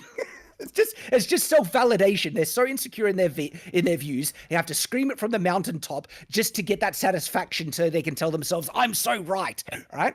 And it's like, but it achieves nothing. It does nothing to address my arguments, contradict me, or change my mind. I know it's art. I get tremendous artistic satisfaction out of it. I love it. I think it's awesome. Heaps of people think it's awesome. Go off and cry. It's not going to bother us, and that's where it ends, basically. Because this is a very interesting article right here. AI won an art contest, and artists are furious. So this was the piece, I'll blow it up on screen, that won the art contest. And for somebody who's used a bit of AI now, yeah, I can kind of see it, because it's got some very weird geometrical shapes. It doesn't flow quite right here and there. There's touches and pieces. But what's important here is art professionals, judges, people, with little glasses and berets, like, yes, this imparts meaning onto me. They looked at this and went, yeah, art. Yes. And this is actually an old story. This happened when AI art was still it was a lot more difficult than it even is to use now. Okay. And the guy that worked on this, he spent days on this, and it has like thousands of generations and tweaks and regenerations. It has crazy amounts of human input to get what he wanted, to create his artistic expression. Okay. And you point out something so intriguing, right? And it shows the bias, the cognitive dissonance, right? Is that everyone who hates AI art, right? Any AI art is trash, and they won't acknowledge any of the benefits. But if they see an artwork that they don't know is AI art, they actually acknowledge the inherent quality in it. And they're like, oh, this is actually really cool, brilliant. And suddenly that disappears when it's AI art. It's like, hang on, the image didn't change. All those things that you can get out of it, the artistic reaction to it, is still there. It's just your bias that you're imposing on it that's now getting in the way. Mm-hmm. And so, like I promised, I'll read the chat a little bit more here. One of the things they say is art is implicitly technical. I'm not sure about that, because to bring up another one of the slightly more extreme examples, right? We've got one here. This is United Yellow and Blue. This is a $46.5 million painting. And it looks like it's been applied with a fucking just massive ass roof paintbrush, and it's just like yellow and blue. 46.5 million. It's like, here. Well, I mean, this is art. Like, is this technical? What technical expertise are we supposed to draw from this? I don't fucking get it.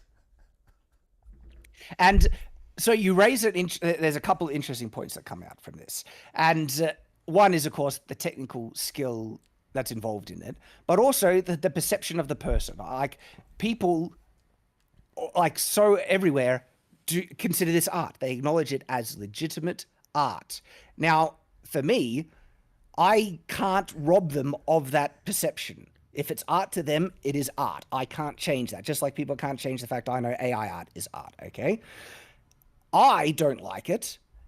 I don't think I could say it's not art, because I think one of the most validating things of something is art is if people actually get artistic expression and feeling from it. And so I'd have to acknowledge it's a type of art. I would then say, I would call it bad art. But guess what? This also applies to AI art. I've never said all AI art is phenomenal. I've always compared it to the best. If artists can make the best AI art, there is still a lot of low effort sludge out there, bad quality AI art. That's really low tier. And it's also kind of like the same with photography. I don't necessarily think every picture someone takes with a camera is art, like, pictures of your family when they're on holiday or something like that. Yet I do believe photography is an art form. And of course, what determines it is the amount of artistic intent that you put into it, and the effort and skill that is required to get the results. Even though modern art does really trounce on that effort and skill components. But that is a part of creating something that truly has a lot of artistic appreciation that is perceived by a lot of people. Yeah, effort and skill is a part of it. This isn't art. This is money laundering. This is money laundering. I mean, yes. Like, do you think that people do get legitimate artistic Guaranteed reaction from this? Not for a fucking second. I refuse. You refuse. Okay. See, I hope that's the case. But I think people do. But I would say it's just those people that want to inject meaning into what I see as really nothing. And just like modern art really does come out of the thing that I think there's a lot of untalented people, and I know people are going to try and project this on me. And all right, you can go and look at my drawing and artistic ability and rate for yourself if I have more talent than people who made what's on the screen right now. Okay, judge for yourself, right? Because I do think modern art does come out of the fact that there are a lot of people who don't have technical ability but want the accolades and satisfaction of being considered a really sophisticated artist, right? Yeah. And then they inject like, this is so meaningful, when it's actually shapes of color on a canvas. There's also the idea that art is something different from the technical as well. That is something more emotional and crazy. So I'm going to bring up another example here of one of the more ridiculous ones, which I will actually defend. The $120,000 banana taped to a wall. Okay, really, you'll defend this one? I will defend this one, because this was supposed to be performance art. So you'd tape the banana to the wall, and then you'd bring in a lot of these artsy-partsy tards who have no actual clue what they're looking at, but they're being told it's worth $120,000. And they go, yes, this makes me feel of summer evenings in Bulgaria, or something like that. And then some dude walks by, and he's in on the job, right? He's the part of the artist, and he like peels off the tape, and then he eats the banana, and everyone else looks around and goes like, what the? You can't do that! And that creates outrage. Did the guy eating the banana, was he the one that put it there? He's in on the joke. He's a performance artist. He's in on the joke. Okay. Yes. Okay. I see, because I've dragged this image specifically because it really looked like people were presenting it as real art, yes. But people were perceiving it as real art. Yes. That is the reality. Yes. People were looking at it like, this is art. It is like, oh, where? And that's kind of the point. Like, if you fill a room with people and you point to the banana on the wall and go, art, they'll just nod. Like, they won't even... They might go like, that's retarded. But the majority of them like, yes, I see. Yes, I'm sophisticated. Yeah. Yeah, I know, right? Did you hear that time when the guy just placed his glasses down in an art gallery and then heaps of people started crowding around and start taking pictures? It's like... Oh. No, I absolutely believe that talent, effort, and skill is a component in getting greater appreciation for art, which is why I think hand-drawn art is going to become a premium. And I've never, well, it depends, because I've seen a lot of crap hand-drawn art that I would actually rate really good AI art better, both artistically and technically. But like, in terms of equivalent technical quality, hand-drawn is always going to be superior to AI-made because of that human component and effort that's put into it. And there's many instances where I prefer and will want to get human hand-drawn art over AI art, like with the cover art of my novels and the internal art of many graphic novel projects. It's not to say I'm not interested in pursuing AI art, internal art, but I think human hand-drawn comic book art is gorgeous and brilliant, and I love it, and I'm always going to want to see that part of comic book creation. Okay, and so this is not me trying to say AI art replace everything. No, human-made art is always going to have its place. I'm not saying the demand for it is going to lessen. I think it actually will. But the best artists are going to still be able to make a living off of it. The cream will rise to the surface. There will still be a demand for hand-drawn art. And even those people who are not able to make a career out of it, if they're not as talented, they could benefit greatly from AI art, and they will still enjoy drawing and artistic pursuits. The invention of the camera didn't stop people from painting portraits. People like doing art because they enjoy it. AI art isn't going to stop that. There's also the skill of the artist. So I'll bring up an example on screen here. This is from a very secret project. I'm just giving you a little peek at. This was drawn by one of my concept artists. And the reason why I value him and why I wouldn't want to have this made in AI is because he can think of things that I couldn't think of. Like when I imagine a cityscape, I have I have got a vague fuzzy view. Then I try to explain that to the AI, and the AI is like, derp, derp, derp.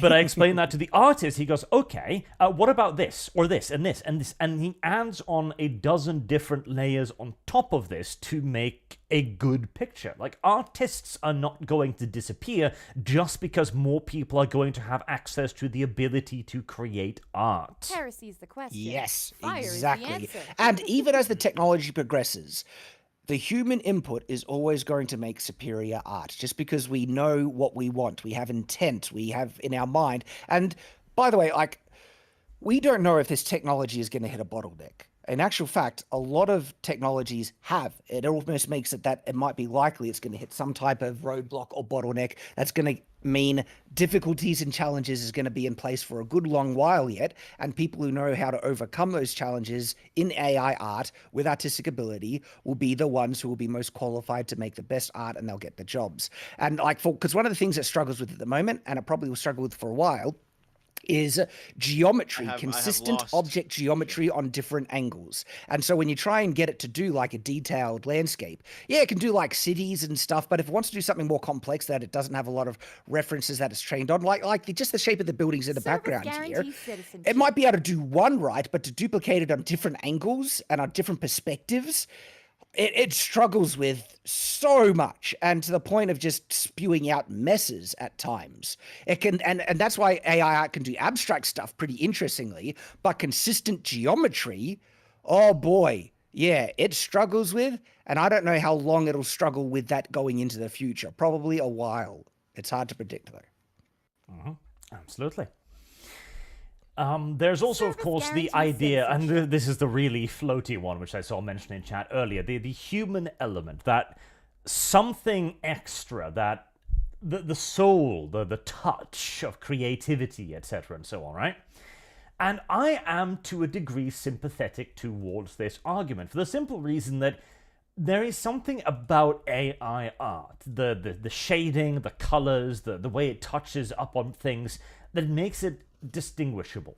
Now, whether or not that is simply a shortcoming of the technology, or if it is perhaps something inherent, something of the uncanny valley, where you can see a face and be like, I don't know what's wrong with that face, but something is. Yeah, it exists in some of it, but I've seen some AI, I like going for the realism models, and the realism models do have that kind of limitation where you see this AI sheen.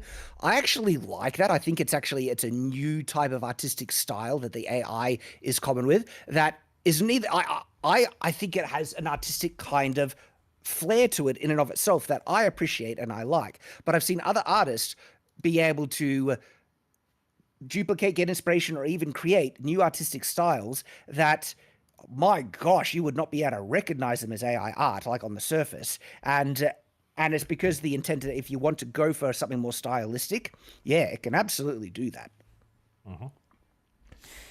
There is also the practical argument about the loss of jobs, okay? Because that is a reasonable one. Yes. I very quickly lean towards but technology advances. However, Yes. that is very cold comfort to the people in question. It is. You're absolutely right. It is very easy to say to a farmer, yeah, sure, you have 50 cows, but I could run 500 cows and milk them all automatically, and I don't need you. Now, it should be said that a lot of the artists that are having that cold comfort, they never try to defend other industries that were getting copped with the same way. The whole learn to code and stuff like that. And so, if the sympathy for this thing exists, it Service should guarantees exist citizenship. fairly and uniformly. But I understand that people are more interested in protecting their own interests, and It's natural. That's just how it humans is work. natural. Yeah. Because that is an argument that must be taken into consideration on many cases, like farming, for example. Farming employs so and so many people, and so if we eradicate half of their jobs overnight, that's a fucking issue for obvious economic reasons. There could also be a creative fallout here. In fact, we're seeing this in video gaming right now, where previously in video gaming we had a lot of very high quality content, like the 2000s or so, which were created by a fairly small group of talented individuals who had a great passion for it. Then it became popular, and a lot of these individuals diffused themselves across the industry. So one guy started a studio over there, another started a studio over there. And a lot of them also began pulling up the ladders behind them and creating their own little spheres of influence on this, so that new people who came up just aren't as good. And there's a lot more of them because of the creative environment was a certain size, and then it ballooned into the largest entertainment entity on Earth, and now suddenly you've got people who just can't replicate what came before them, and we see a precipitous declining in quality. In this case, we would have somewhat of the opposite, where you would have the cream, as you call it, rising to the top, and they'll survive, and the 99% that make up the bottom rung of this will be wiped out, theoretically, leaving us with only the 1%, which when they eventually pull up the ladders and die out, we're then sitting there like, we used to have pictures. Well, there's a couple of kind of responses that come to my mind, For the 99% of people that lose their job, okay, they're not going to be replaced by a soulless, mindless AI. They're going to be replaced by artists using AI. That's who's going to get these new jobs. And it is creating a new industry. And the idea that one artist can do the job of 10 is only in kind of like specific instances of concepting and stuff like that. When you want something specific and something really high quality and stuff like that, I'm finding it's taking a lot of effort, almost equivalent amount of effort. Like the amount of people Disney hired to make the AI Secret Invasion intro. They're saying we used the equivalent amount of people to make that intro. I have been exploring what I would need to do to be able to make an AI image-generated graphic novel. That anime-ish looking sword girl was literally that, where, okay, what do you need to do? And to get the specific poses in the panels, I need an artist. I need an artist to sketch out the panels and the individual images. Not only that, it's going to be harder. Like, even though you don't need to do it to a finished state, you have to do other processes, which increases work in other ways. You need to draw to do it. I'm going to need to draw each individual character separately. Even the ones that are fighting in the same panel, they need to be drawn on layers that you can separate them each, so you can actually put them through the AI separately, so you can lock down the colors and the specificity. Otherwise, it's going to blur them together and you'll have a mangled mess, and that is going to need to be done separate to the backgrounds. And so if you have one panel that has two characters in a background, you actually need to do 3 separate kind of images to process through the AI. And so that actually might take equivalent work than just drawing it traditionally. And then I'm going to need to hire an AI artist to do that as well, which is going to basically take the job of a colorist, but it's a new job of someone working in a new industry. And then people might say, if it's going to take just as much work, why are you even bothering? Because it's going to look really good, right?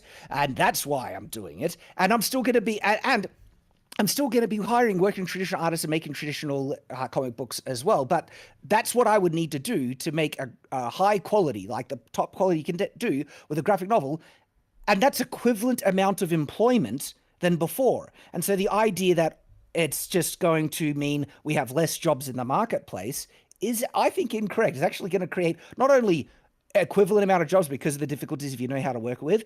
I understand it's going to get easier as the technology progresses, but as the technology progresses, that isn't wiping out an industry overnight. That's going to be a gradual evolution and change in the industry, creating new jobs. And while this is happening, it's going to create so much opportunities to indie developers and other people that had not been able to get a career, make a career out of artistic pursuits, to be able to do that.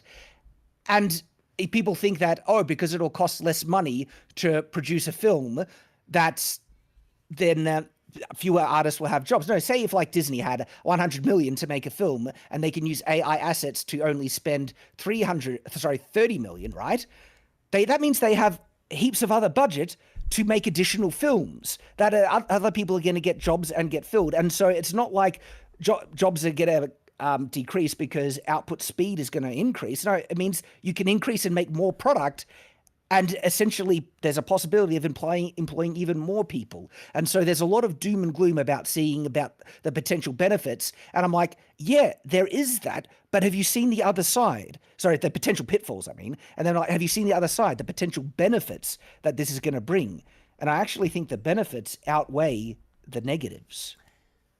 That is the hopeful view, especially as bearing in mind that as automation picks up speed as well, there are going to be far less manual jobs. That's simply a fact. So we need to have people begin to transition over onto more creative jobs, because personnel services will still be required even if the factories are full. So more people need to start making entertainment, more people need to start making comic books, etc., etc.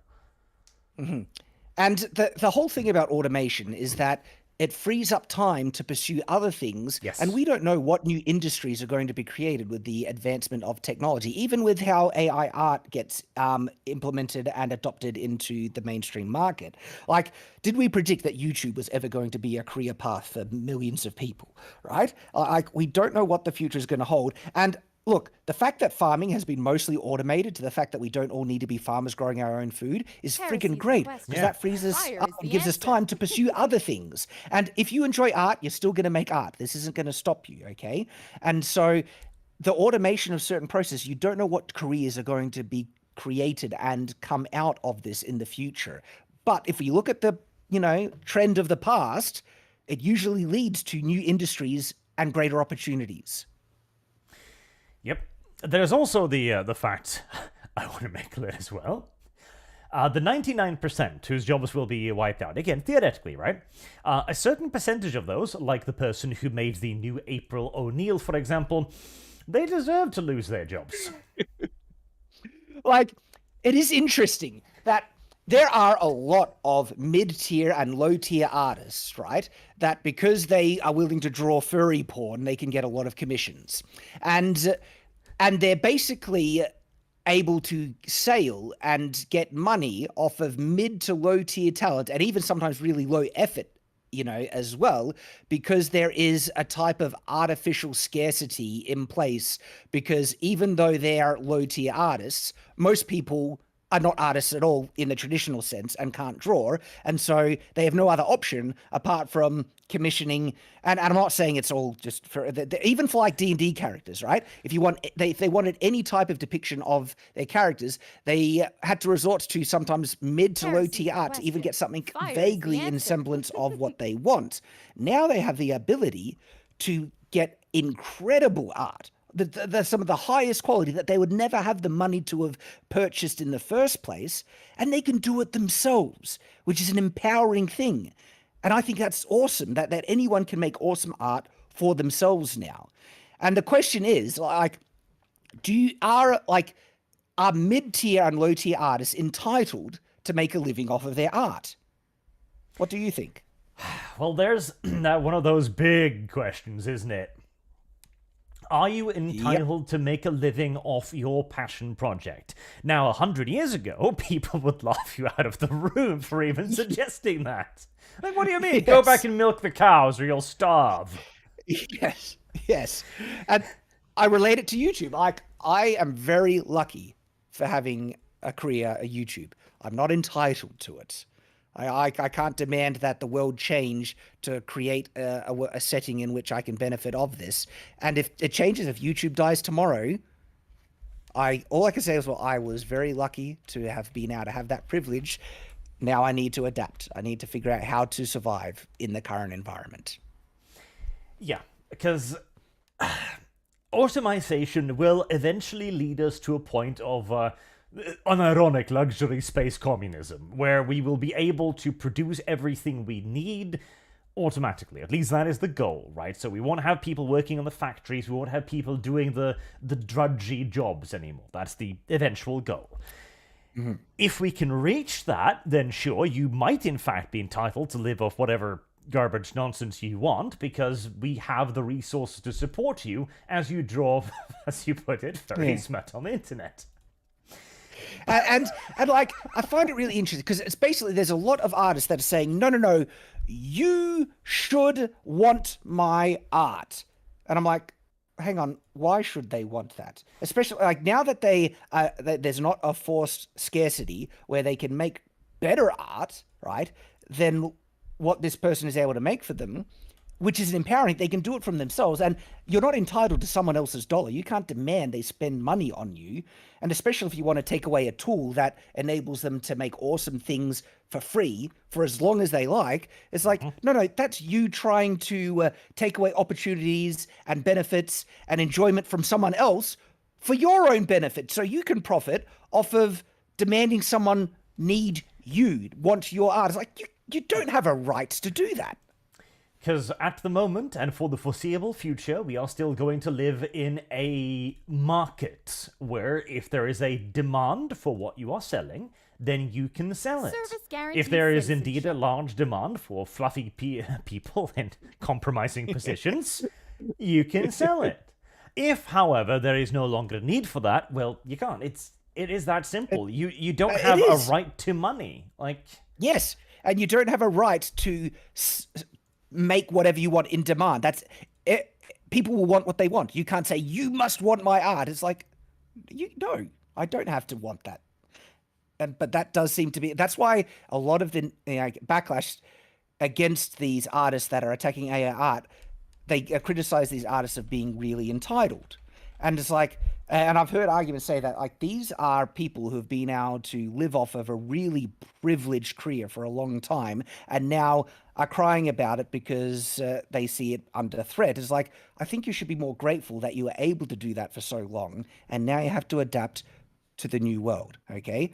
Because not everyone gets to, because there is luck of the draw. Some people are just born with natural ability. There's a lot of people, when I say most people have no artistic ability, can't draw at all. And they might really have loved to have been able to make a career off of drawing awesome art, doing something that they love, but they don't get that privilege. They weren't born with those natural abilities, okay? And so you have to acknowledge that you are lucky to have been able to do this, but now people can depict their imagination I have because they have a tool that enables them to that. And you can't say they're wrong or bad for using that tool to they now have what I'm not saying you didn't have to work to get it, but some artists have more natural ability than others, okay? But you can't say that there's anything wrong for people now that because now this art has been democratized, that they're wrong for using this tool to make awesome stuff because now they can do it like many artists have been able to do it as well. And this doesn't invalidate the time and effort artists put into making their art by hand. I've already said that I think there is something really admirable about handmade art. Any art that takes more time. Sculpting, okay, is a lot harder than, sculpting a person in a pose is a lot harder than drawing that person in a pose, okay? And so I can actually admire the talent it took to make that sculpture more than even the hand-drawn stuff. As I can admire the talent and skill required to make hand-drawn art compared to AI art. But at the same time, I value really good AI art better than low-quality crap hand-drawn art. Yep. Hello, Rosa, in chat, by the way. And Rosa makes a very good point. We can also pull this back a little bit, can't we, and say, okay, isn't this exactly the same conversation we had when digital art was introduced? So the people who were drawing on pen and paper saw Photoshop and went, hold on, you can color that entire background with one click of your mouse. Yep. Isn't that cheating? Mm-hmm. Yep. Yep. There are so many processes that give you shortcuts in artistic creation. The counter always is, but it still takes effort, and AI art doesn't take any effort at all. And I've been able to prove that wrong in my videos and tweets and say, no, the best AI art takes a lot of effort. And in actual fact, artists can make the very best AI art more than anyone else. And then they say, but that's going to change. I'm like, no, because people with the greater imaginations and they have that better ideas are still going to make the best AI art, even if the process becomes easier down the track. The thing is, though, it's not easier now. And if you want to focus on the now and the threats to artists now, okay, and that's going to be in place for at least 5 years in my mind, if not 10 years still, that there's AI is going to have limitations and difficulties, that talented people are going to overcome and work through better, and they'll be able to make the best AI art. That means currently, it still takes effort. And so when they say like digital illustration still takes effort, well, so does AI art. It's just a whole different range of problems that you need to work through to achieve the best results. And so it's actually a very apt comparison, what you bring up. And it is also a question about both natural skill and learned skill as well. Like, let's say for a second, right, that we've got a system that you can plug into your brain with a little USB, and it prints out whatever you imagine, right? If you gave this to George R.R. Martin, and you gave this to, I don't know, somebody like George Orwell, right? They can create two pieces of works, two like literary works at the same time. They would still have substantive differences. And if you gave this to some completely normal rando who with no writing experience, it's going to be vastly worse, etc. Even if you remove all of the difficulties, you are still going to have somebody who is creative in a certain way, and you have somebody else who's creative in maybe this other way, and you're going to have some people who simply aren't creative at all. Yeah, and you have people who have much better ideas as to what to depict and what poses to use, and just the outfits to put them in, and the setting, and then especially when you expand that to story, people with the best ideas are going to make the best AI products. Yes. Like, if you give this to the even more stark example, you have one written by George R.R. Martin and one by J.R.R. Tolkien. I can guarantee you one is going to be a lot better than the other. Yeah, and by the way, I think a lot of George R.R. Martin fans would be perfectly fine if you used AI art to finish the damn series, and if you got the book out 2 years ago. Have you seen that news? What news? Have you not seen the news? No. Somebody used AI to finish the last book. And suing them. And George is suing them, yes.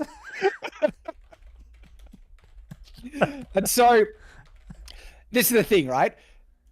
Plagiarism is illegal. And George owns the IP. He has the sole right to make derivative works of that series and world and everything like that. And so, that is actually in breach of copyright. If it's actually like he tried to make an actual sequel. This is the problem about not just fan art but also fanfic. Okay, even just creating derivative works is illegal unless you have the license to do it. So yeah, and look.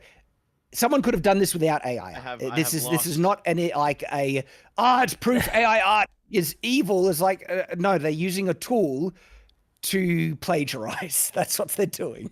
And again, George is in the right here. The cake that walks is in the right for once, but at the same time, you fat bastard, just write the book. They got the book series finished. He could do that. Like and he would have the literary ability to correct and guide the story to where it needs to be to make it of the same quality. Okay, like holy crap, post-editing like novels and everything is half the work of writing a book. My gosh. I've talked about like on stream with Adam and Sitch yesterday about me using AI in writing, and I enjoy writing myself. Like people enjoy writing, and so I'm going to still write myself, okay? But I wouldn't begrudge a writer using AI as a tool, okay? Because the best, like to make a really good AI written story, you need to be a good writer to begin with, because there's so much that can go wrong, and there's so much technical skill needed to write well, just to know how to handle beats and attributions and pacing and character development and overall arcs and oversetisms and just the very craft of sentence construction, okay, is really complex.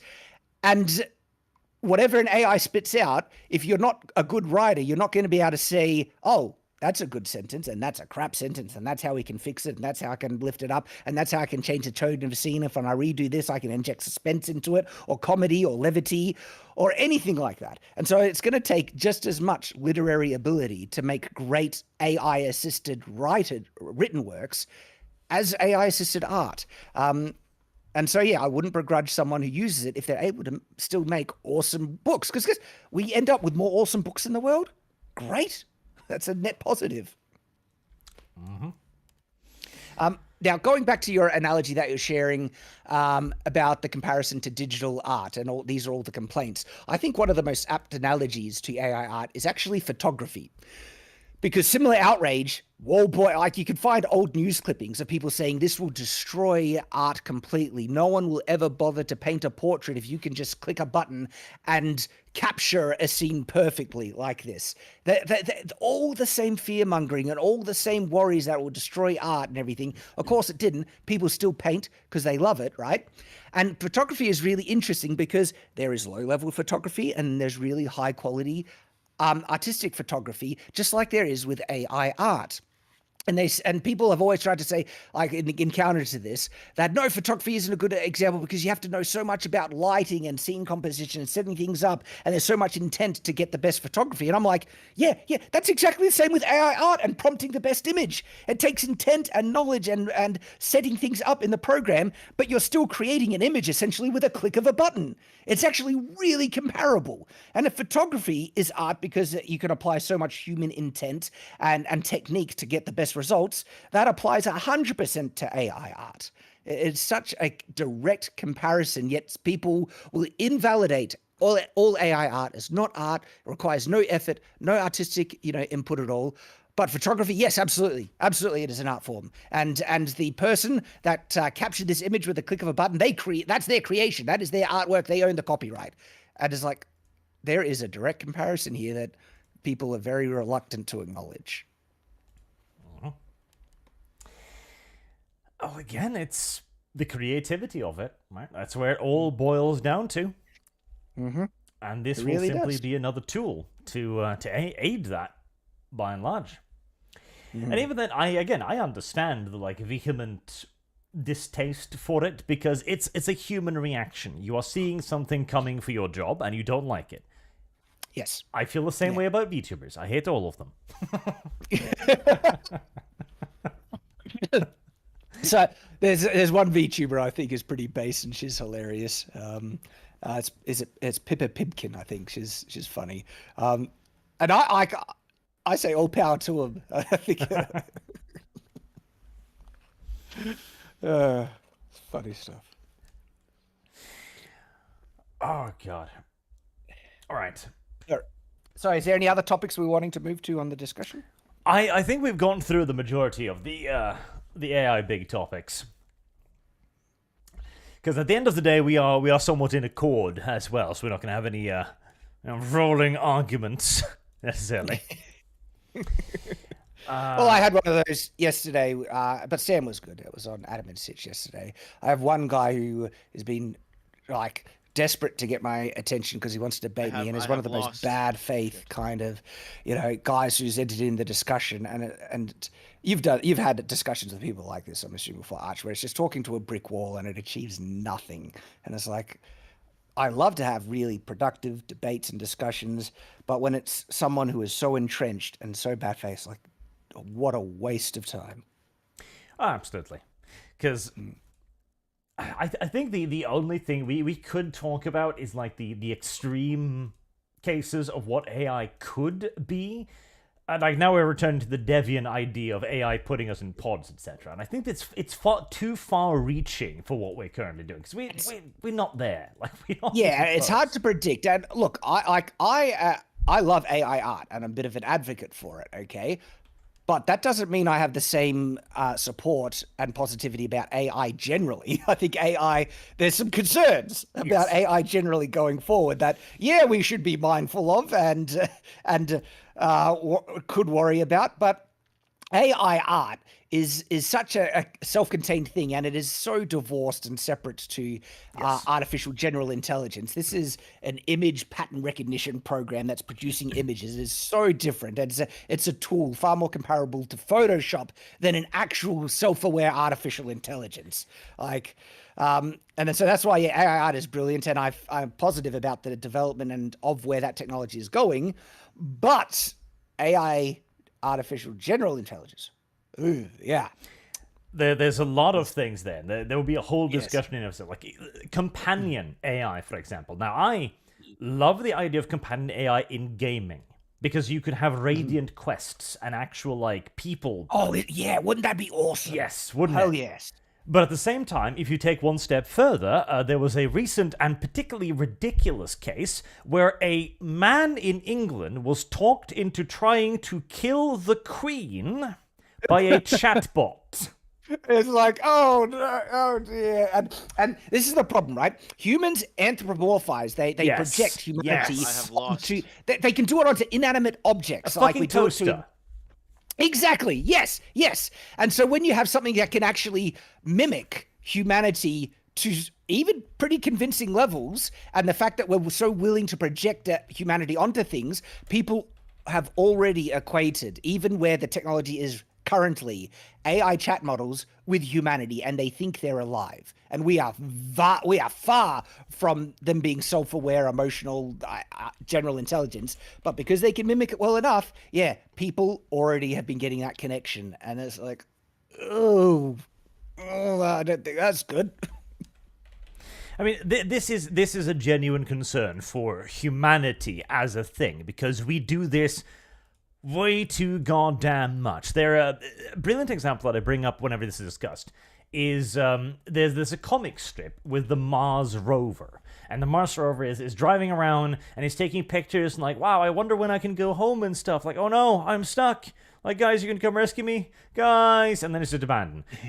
And this is dumb. The Mars rover doesn't want to go home. The Mars rover has no concept of home. But as humans, we look at this and go like, oh no, that poor, dead, unfeeling hunk of metal. Yes. And so as these things get more convincing, I have lost. Shit. people are going to interact with them, and it gets to the point where we can't tell the difference in interaction between an AI and a real person, even if they're actually still far away from being truly self-aware. And the fact that I've looked into how these AI chat models work, and it's basically predictive text, just really advanced, right?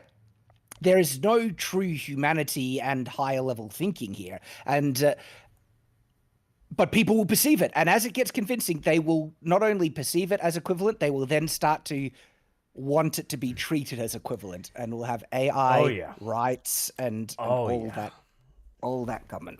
Oh god, yeah. Like I am vehemently of the opinion that there is something with humans that makes us different from everybody else, from everything else. I do not believe that a robot can be alive. But we're gonna have it. Yeah, like, I don't know. Yeah, I think there's going to be many instances where people it's acting like it is, but it's absolutely not. And I think that's going to be in place for a good long while. And it's really, and I don't know how you would really be able to prove it. I mean, you could prove the negative that it's not by understanding the technology. Like, again, the chat models, like I said, is really advanced predictive text. That is not self-aware. Like, if the technology is going to remain like founded on that base, that foundation going forward, yeah, it's not alive. Yeah. But I mean, neural networks literally do copy the way the brain works. And so I don't know if they will be able to achieve actual AGI in the future. We will get to a point, and I don't think we're that far away from this point. I think we're 10 years away, where the AI will be able to present such a convincing facsimile of a human that you will have people insisting that they are human. Yeah, I agree. I think that's going to happen as well. And that is when we're probably going to have to start thinking about regulation again, because there are some people who shouldn't be allowed to be on the internet, much less have contact with an AI. Yes. Yeah, and regulation is an interesting one because I'm very kind of libertarian and small government and conservative and things like that. But of course, I think most people could acknowledge that certain levels of regulation are needed just for a society to function. Okay, like for instance, I don't think children shouldn't be able to purchase alcohol. That's a pretty obvious, simple baseline like right there. That's regulation. Okay, and so yes, if there is legitimate, identifiable kind of problems that are objective and substantiated. And like I said, like even if the objections for AI art were legitimate and I looked into it, I would be on their side. It's just I looked into it and I didn't agree. I said, no, the evidence here doesn't support it. This is a different argument completely when it comes to AGI and where that's actually going to go with chat models and things like that. And based on objective kind of issues that perhaps will arise in the future, regulation seems to be the only way you could really kind of address it, isn't it? Yes. Like, I've always maintained that regulation is not evil. People that make regulation are evil. That's the simple differential. But yeah, that is well beyond the scope of today's topic. Yeah. So, and it's one that it's one people continue to talk about. I've had chats on Night's Watch about this. The AI girlfriend thing is a topic in and of itself. Oh, God, that's going to be what's fucking going to eradicate us. It's not going to be a meteor. That's going to kill us. Like, seriously. Well, I mean, there'll be communities of just traditional kind of people, Amish and the like, that rejects the AI waifus that will survive. Like, unquestionably. Like, because when you boil down to it, all humans are inherently selfish at some base level. And if there is a woman there that's the perfect woman all the time, she's never mad, she's never angry at you, she never has her period, she's perfect all the time, a human's going to have a hard time competing. I think that is absolutely a valid way to look at it. But I think there's a possibility that is there hope, because I think most humans, let's say, are able to understand, even in their subconscious back of mind, a big difference between what is fake and what is real. I think violence is actually a good example. Like, I can watch Kill Bill, which has gross violence, or Monty Python, limbs are flailing off, and the fact that I know it's fake doesn't bother me. But if I see that, like, real world violence happening against an innocent person, I can barely look at it. It affects me physically and emotionally. I can get sick at seeing true violence, especially against like a child or something like that. Oh, the reaction is visceral, right? Mm-hmm. And the reaction is literally coming from the fact that my body, my subconscious, seems to know inherently and deeply the difference between what is fake violence and what is real violence. And I wonder if similar type of subconscious understanding is going to come in regards to relationships, that a person is going to know that even if they're getting a lot of the stimulation and stuff satisfied, that they know that it's fake and that it never is a proper substitute to a proper, true, wholesome relationship with a real person that you love. I know a lot of people believe in that exact same way. I kind of hope it's true. I don't know though. Is the idea that like violence on television is something that we are so ingrained with. You know it's fake on every level. But at the same time, when it comes to relationships, our human ability to anthropomorphize shit, I think, is going to be our undoing. Yes, that might be the thing. Damn it. We'll have to see. I mean, like, it's hard, like, and this is where like the more complex, valid discussions about AI come in, and a lot of it doesn't apply to AI art. This is the larger discussion about AI general intelligence, because we're kind of in a position where the potential benefits are too great to not pursue. They're tremendous. Like it would be insane. It would be a second industrial revolution, straight up. Yes, and if we don't do it, other countries will, and they could absolutely destroy us in not only like other conflicts, but just marketplace and culture and everything. Like Yep. I mean, we're in our rock and a hard place where this technology, like even for our own kind of survival, because other countries are going to use it and do it, and like holy crap, like literally, it's in a point where this could be the key to curing cancer, like making an AI that understands medical procedures so well that you could ask it, how do you cure cancer? And it could give us the answer. Like the potential benefits of this are so astronomical that people feel like we have to keep going with it, and it's going to keep going. Like, the simplest and most persuasive argument, honestly, is not even like the theoretical of it could cure stuff. It's simply the fact that right now America is the world hegemon. Why? Because they produce more fucking movies than anybody else. They're everywhere. Like, everything is American. If China begins to be like, hey, we can produce 52 Hollywood movies a week that present our point of view, and oh my god, have you watched Chinese like action or propaganda movies in action form? Only the occasional one that like comes up on Netflix. Wasn't that like the Wandering Earth one? Where Yes.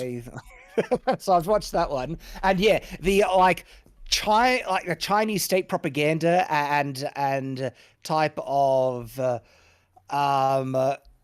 obedience to the state and patriotism that is just like overflowing in those films. It's heavy. It's very heavy in it. It is hilarious. Like, it's a completely different worldview. Like, I watched one about the Korean War, right?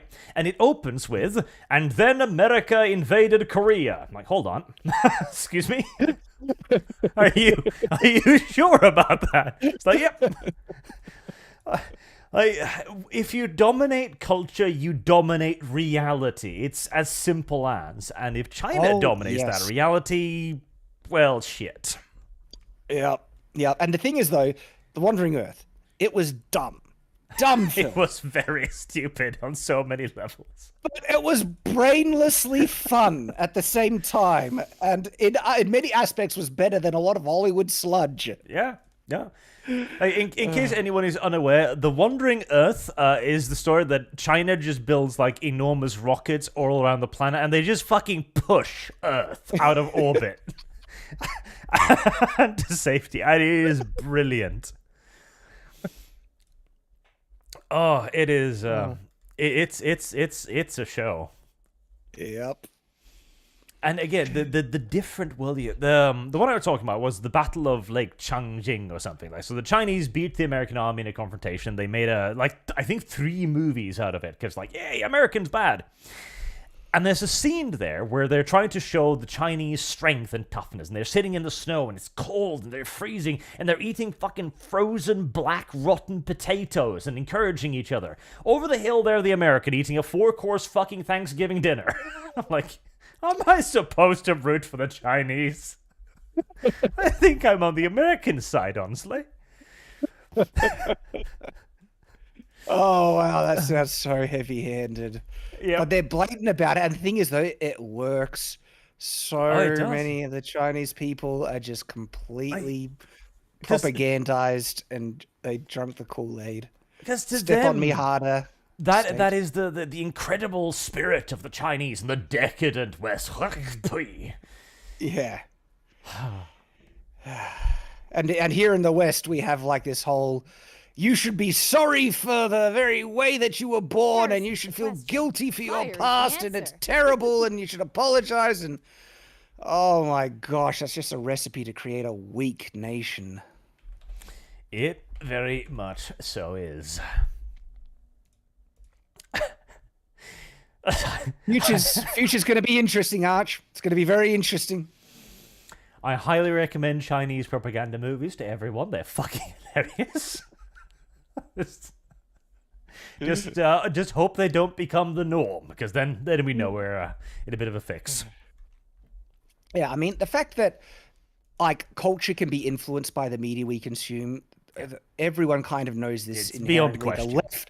The left really know this. That's why they are so intent in putting in their standards and principles and messages bleeding all throughout, right? All right, and you know, what is it? Is it politics downstream from culture? We know that, and whatever we're willing to tolerate now becomes the normal in the next generation.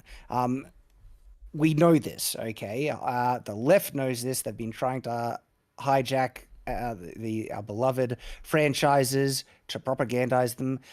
And the thing is, though, I'm not saying you shouldn't put messages in film. I'm saying you should put like universal truths in messages that truly unite people and build a more positive, better world that doesn't divide, that's not based on activism and divisive ideology and stuff. Well, then the leftist arrives and goes like, yeah, but my values are better than yours. Like, so oh, how's it that working goes. out for you? Certainly making mentally stable individuals who know how to accept others and live with people who hold different views. It's definitely making them more tolerant, isn't it?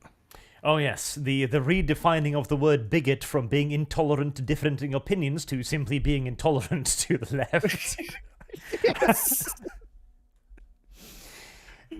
Oh, Christ. my gosh.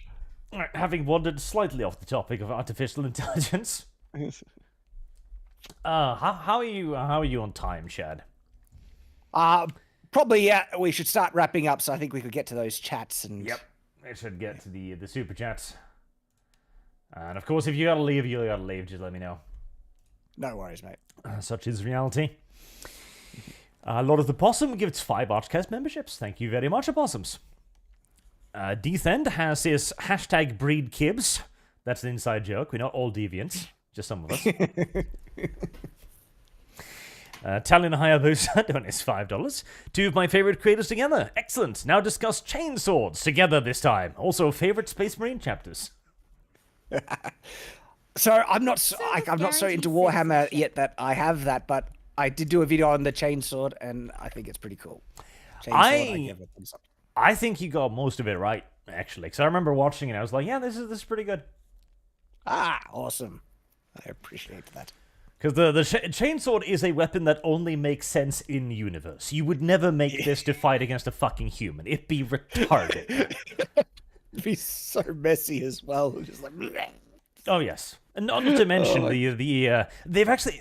You mentioned one of the issues. This was years ago, but I think one of the issues mentioned was that blood and guts would clog the machinery. Yep. There's actually a little laser incinerator at the bottom of the blade to take care of that. Oh, really? Yep, they thought of that. That is awesome. But like the issues with it, there's even there are parts that wouldn't work. Like for example, you were able to reverse the direction of the teeth by flicking the teeth around, and I'm looking at it like, no, you're not. No, you're not. There's no way you have a mechanism for that in there. How the fuck would you flip the teeth? Yeah, what you would want is 2 track chains of teeth going Yes. in opposite directions simultaneously. That's what you do. But when you're fighting an orc, you might need something like this. Yeah. Death End says late and gay. Only a couple minutes, it's fine. Blood 1917, Hail Archchrist, our Lord and Savior. Hi Dev, hi Shad. Machiculations. I pronounced that wrong. You did. Machiculations. Machiculations. Yeah, that's from best understanding. That does seem to be the correct pronunciation. Because there's been debate on if it was machiculations or machiculation, because it's French. Because But it's French. It looks like it's a proper hard CH in it. War Turkify says hi Shad. Hello. Cole Summers says Shad feels like everything I recall about the SCA. The SCA. Society of Creative Anachronism, I believe. Ah. So it's it's kind of like reenactment. They have a heap of fun, and they also bash each other with swords. So I highly approve. Who doesn't love that? Antical donates 50 Australian dollars. Oh, good. Good. We're getting some of that audience. Finally, a fellow Australian on the podcast. Indeed. Those are rare. Happy to be here. Yeah, we live in a fake upside down land, but we appear now and then. Yep. I hear most of them are eaten at the age of 12 by kookaburras. Drop bears. Those are the ones you have to worry about. Friggin' drop bears, man. The Real Wholesome says, Hi Arch, hi Dev, hi Shad. Shad, your shorts helped remind me about your long-form videos that I need to go watch. Very kind of you to tolerate talking to a communist and a Canadian, no less. I'm willing to, take it on the chin. It's a sacrifice. Happy to make. But yeah, hey, shorts, they can work. Awesome to hear. They can. I just wish you two wasn't fucking obsessed with them. Black 1917 says, AI art is actually pretty good. A large chunk of my digital art collection, both SSS English, safe for work and not safe for work, is AI generated. It's heaps of fun. It's heaps of people having a great time with it. So don't let the haters get you down. It's just become more accepted as time goes on, and keep making awesome art. Now, there is a part in which AI art is actually going to be a real danger to an industry, because with art, actual art, there's presentation, there's the feel of the piece, it's the setting, it's the mood. There's so much more than just the art itself. Like, art is subjective, just as much, if not more than it is technical. But NSFW, this is going to eradicate the porn sector.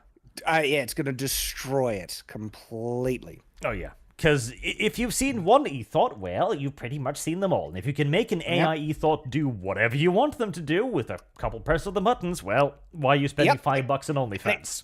It gives you all the attention you want, and you don't need to pay for the slightest acknowledgement. And I think thoughts are predatory in the extreme, and they really take advantage of desperate, lonely men, oftentimes young men. And so I actually don't have a problem with seeing the thought industry get destroyed. I'm like, well, I think they'd get more value out of an AI girlfriend at this point than these vain, narcissistic cows that barely give any acknowledgement and are, exploiting guys for their hard-earned dollar just to get them to say their name. Holy crap. Yeah, no, unironically, like, this is an industry that AI art and AI, like, girlfriend, as you put it, is going to just level. I mean, I already see people create Patreons and stuff for creating AI porn. I'm like, why would you even? Then I look at it like, oh, that's why. So you've hammered out a niche fetish, now you're targeting that market. Okay, well, fair enough. Oh dear. It's like, there's some people out there, it's like, yes, my characters have 6 titties. I'm like, okay, that's confusing, but do you? It's like, you can't see this in reality. Fair enough. It's just going to be interesting, Arch. It's going to be very interesting. It is. Gentle Throw says, here is a question for the 3 of you. Well, 2 of you now. What is your favorite type of sword? Oakshot Type 18C is at the top of the list at the moment. Oh, I love that profile. People probably don't know what Oakshot Type is. It's a type of longsword. I have lost. I'm not going to be able to name the name, because I don't have that in my head. But my favorite is one that I own right now, and it is a Napoleonic French cuirassier sword. The saber, the heavy saber. Yeah, it would be a type of cavalry saber, then, it sounds like, and they have specific patents, like and Yes. years, like the 18-something, patent cavalry saber, and there are some awesome ones of those. Oh man, It's got a name and it's got a number and everything, but I can't remember it. But it is a beautiful. It is a long, heavy, straight sword, but it's still categorized as a saber. And I love it because, 1, it's beautiful, and 2, it is by far the most, like, effective feeling weapon sword I've had in quite some time. Like, this thing is designed to do damage. Like, it is long, it is heavy, it is perfectly balanced. Like, I love it. Yeah, cavalry sabers and sabers in general became such a serious military sword, and the cavalry ones, they didn't need to be nimble, so give them a good. Not all of them are heavy, but yeah, some of them, they have just these huge cutting blades, and it's like that would mess someone up. Oh yeah, like, you get hit by this, you're gonna be sad. I love it. It is a beautiful weapon. I collect them for artistic purposes. I do that. Also for practical purposes as well. You know, we got drop bears and giant spiders to kill, and emus.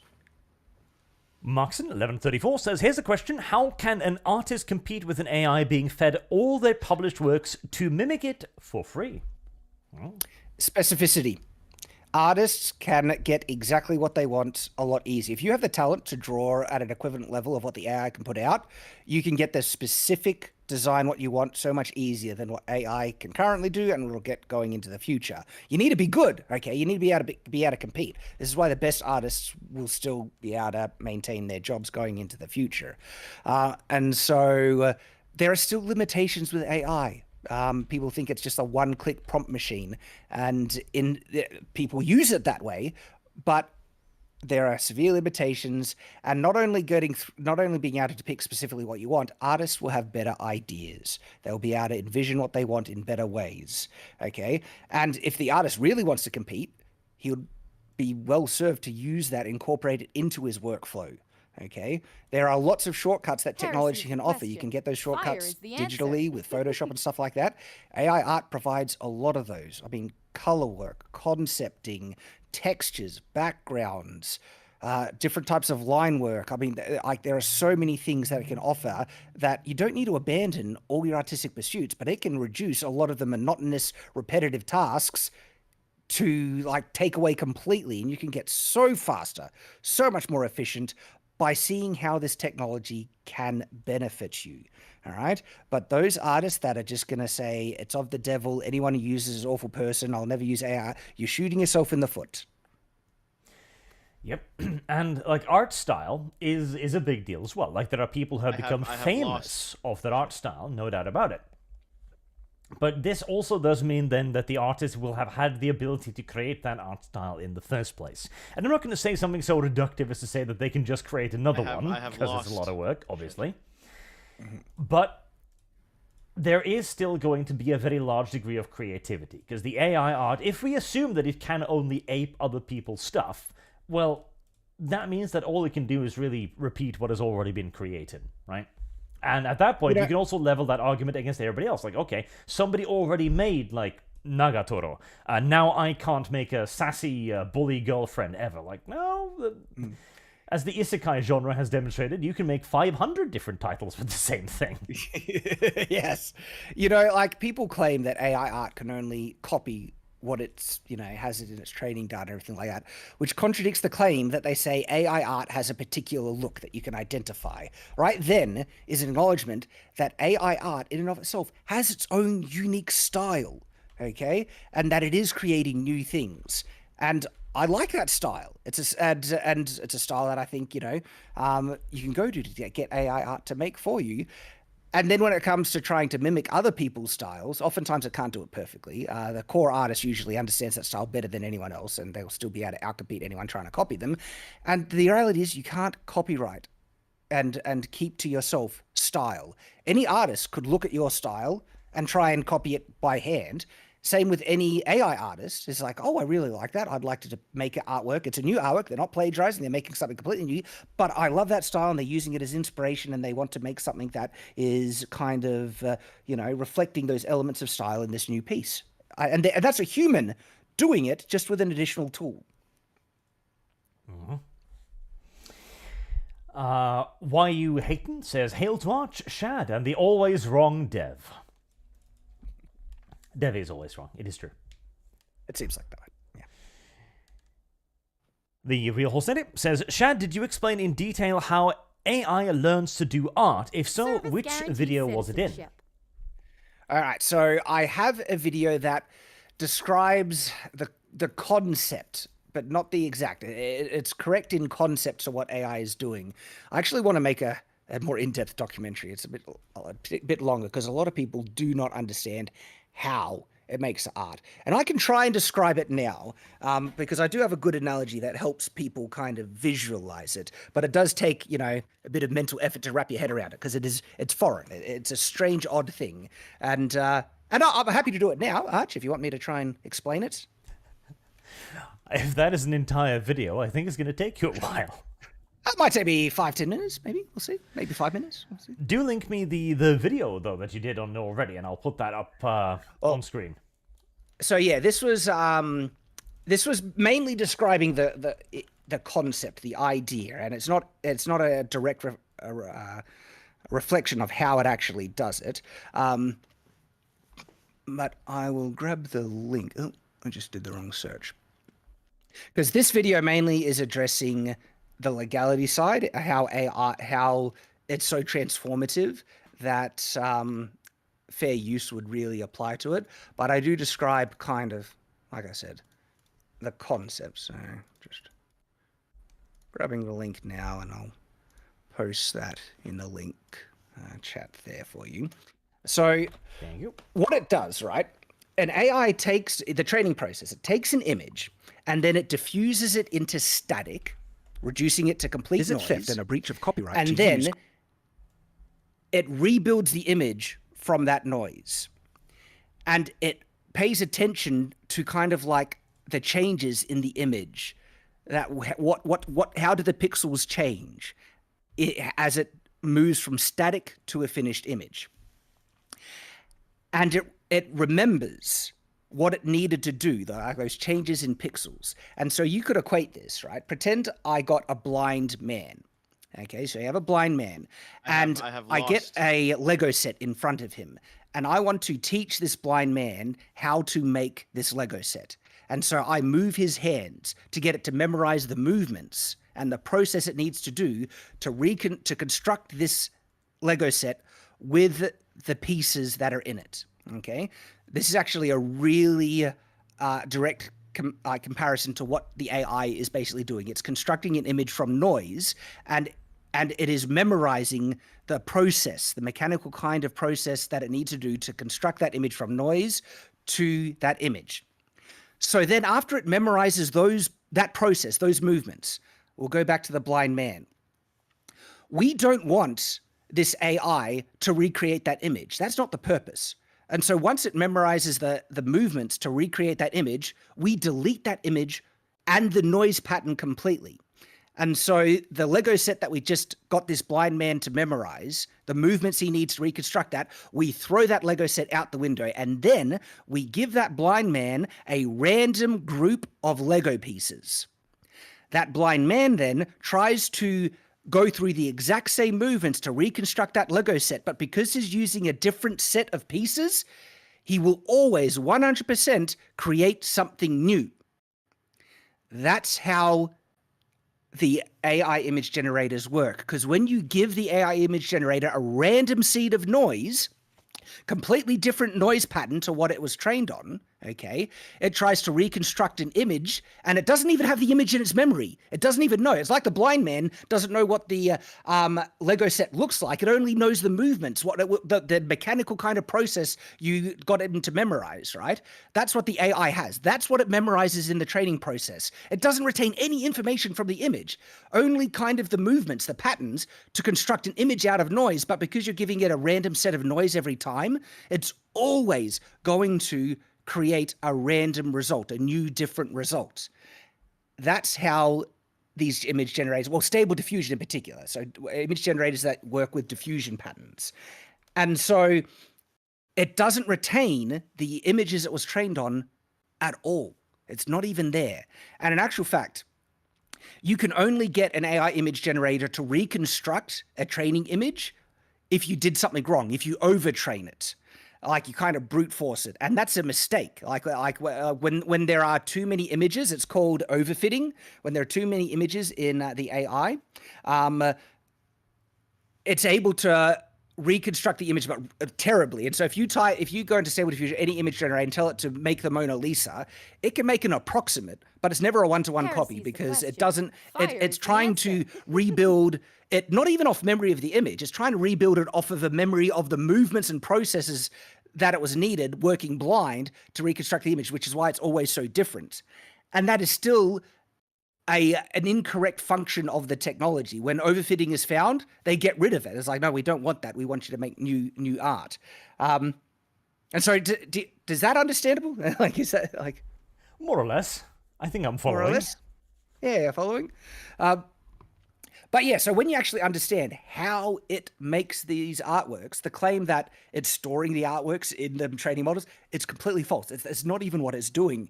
And it's not even retaining any information from the image itself. It's retaining knowledge on how to build images out of noise patterns. And because most of these images only go through the training set a number of times, right? They're only appearing once, but then it goes through training steps, diffusing into noise and back a couple of processes, right? A couple of steps, right? The patterns it learns in that diffusion process it's impossible to reconstruct that image from the it's impossible for it to reconstruct that image from an image that appeared in the training set once or even a couple of times. It's literally impossible because it's actually trying to work off of the collective kind of joint patterns. And so it's like, all right, we tell the AI, this noise pathway you're learning from reconstructing an image of an attractive woman from noise to girl, well, we're going to give you a whole heap of images of attractive girls, right? And you're going to kind of blend all those patterns together to kind of understand like how to construct it in different ways based on random noise inputs. And there you go. That's how it works. Simple.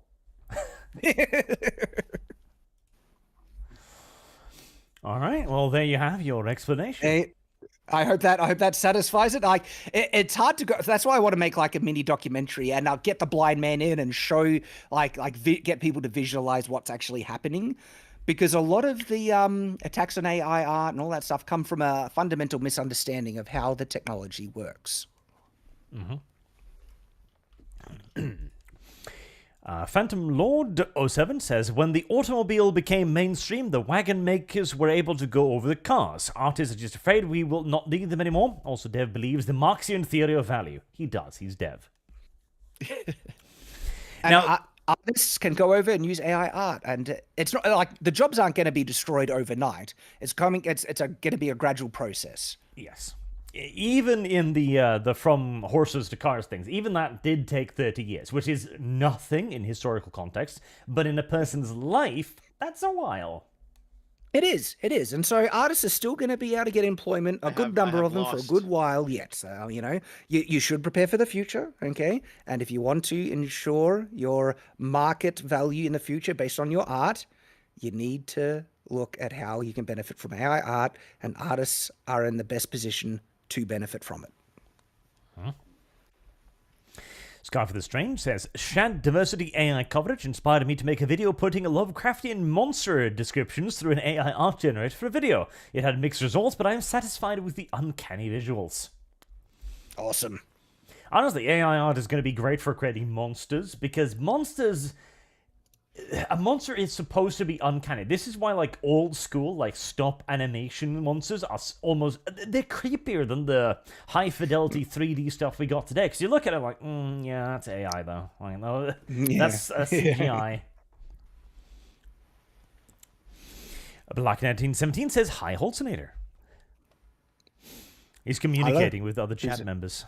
There we go. Okay. Sentinel Rex, everyone who argues against AI art must also argue that photography is not art, right? I mean, a robot can take a pretty picture just like a human can, therefore photography isn't art, right? Cope. Again, yeah, I pointed out there's such a direct comparison with photography that a lot of critics are not acknowledging. Black 1917 also says, hi, opossums. He's trying to communicate with chat. Chat is not communicating with him yet. Scarf of the Strange says, what is a human life worth when it all can be endlessly generated at a press of a button? Consider this before considering AI humans. Again, God, the AI as people discussion could be a 5-hour stream in and of itself. Oh, yeah. Oh, my gosh. And like... Because you're entirely right, because eventually we're going to arrive at the point where everyone's going to have their AI girlfriend, and then we're going to go, yeah, but I'd like a family, though. Like, introducing the artificial womb. It's like, okay, now we're getting far ahead.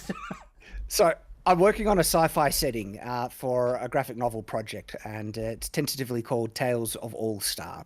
And how I'm handling AI in that is basically AI, artificial general intelligence.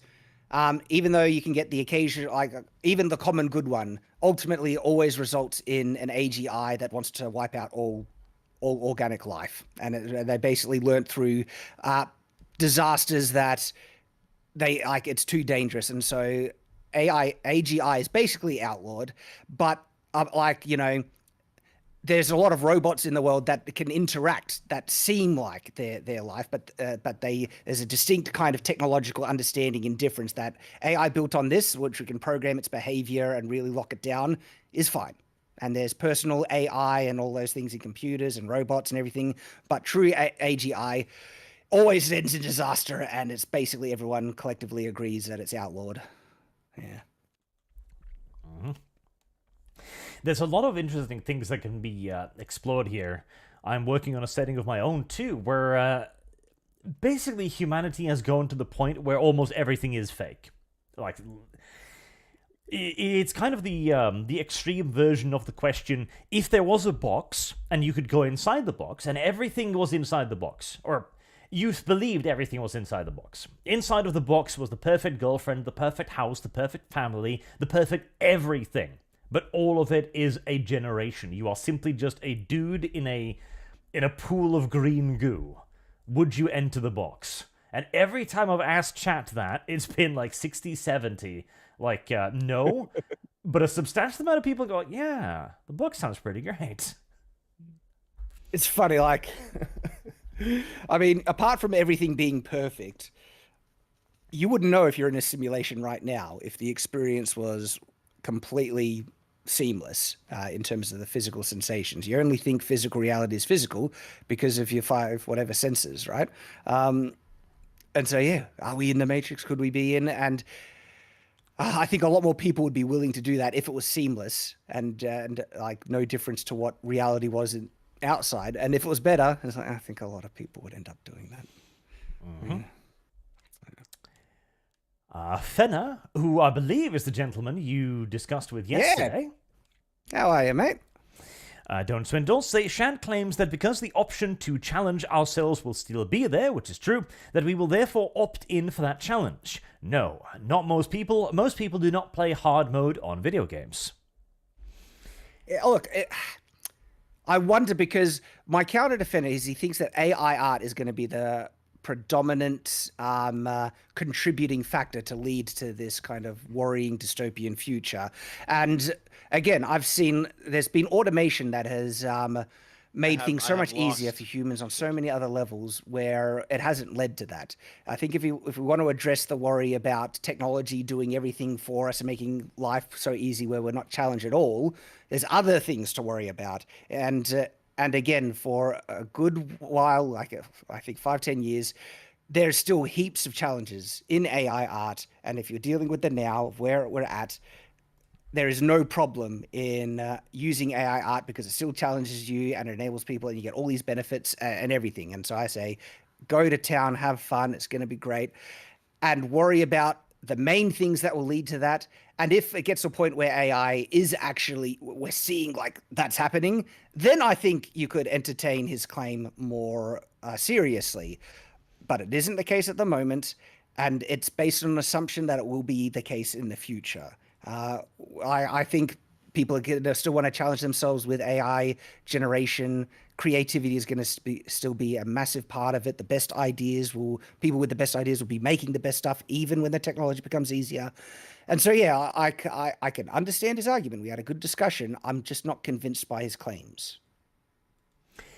Like, I can see the rationale he's making, absolutely, because we've seen it in many other aspects of life as well. And there's going to be a point where we need to look at how humans live and question whether or not it's healthy. Like, maybe having the ability to purchase chopped wood was a mistake. Maybe people should chop their own wood for cold climates. Maybe there's an inherent benefit in doing this. There's a lot of questions like that could be asked, and we're probably going to have to, because the old saying, like, strong men create good times create weak men, there is a core of truth to this. I agree completely. I don't think AI art is the thing that's going to ruin it all, I think there's a lot of conveniences that have improved the quality of life in really positive ways. And yeah, it does make life easier. And I also agree, like, yeah, I think we should be challenged. And I think like more people like to challenge themselves than Fenner maybe is acknowledging. We have, I guess, a very different perspective of people. I'm not saying there aren't lazy people in the world, but and even people who play video games on easy mode, right? There are still elements of challenge in it for them. It's not like they're, going through and letting it autoplay for them. And so a lot of it we'll have to wait and see. And we just have different perspectives. I have a more positive perspective of it, and Fenner has a more negative one. But I understand where it comes from.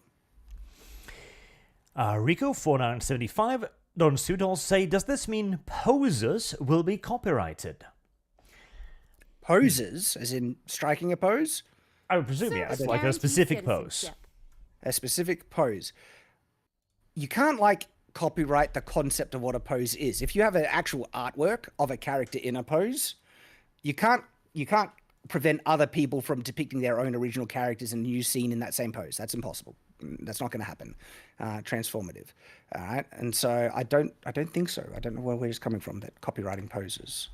It's probably the question of copyright overall, because the thing with copyright is it was made for a very different era, and it's simply not fit for form. We're going to have to completely rework it. I don't even have the first idea of where we would begin, honestly, because it's going to be a massive thing.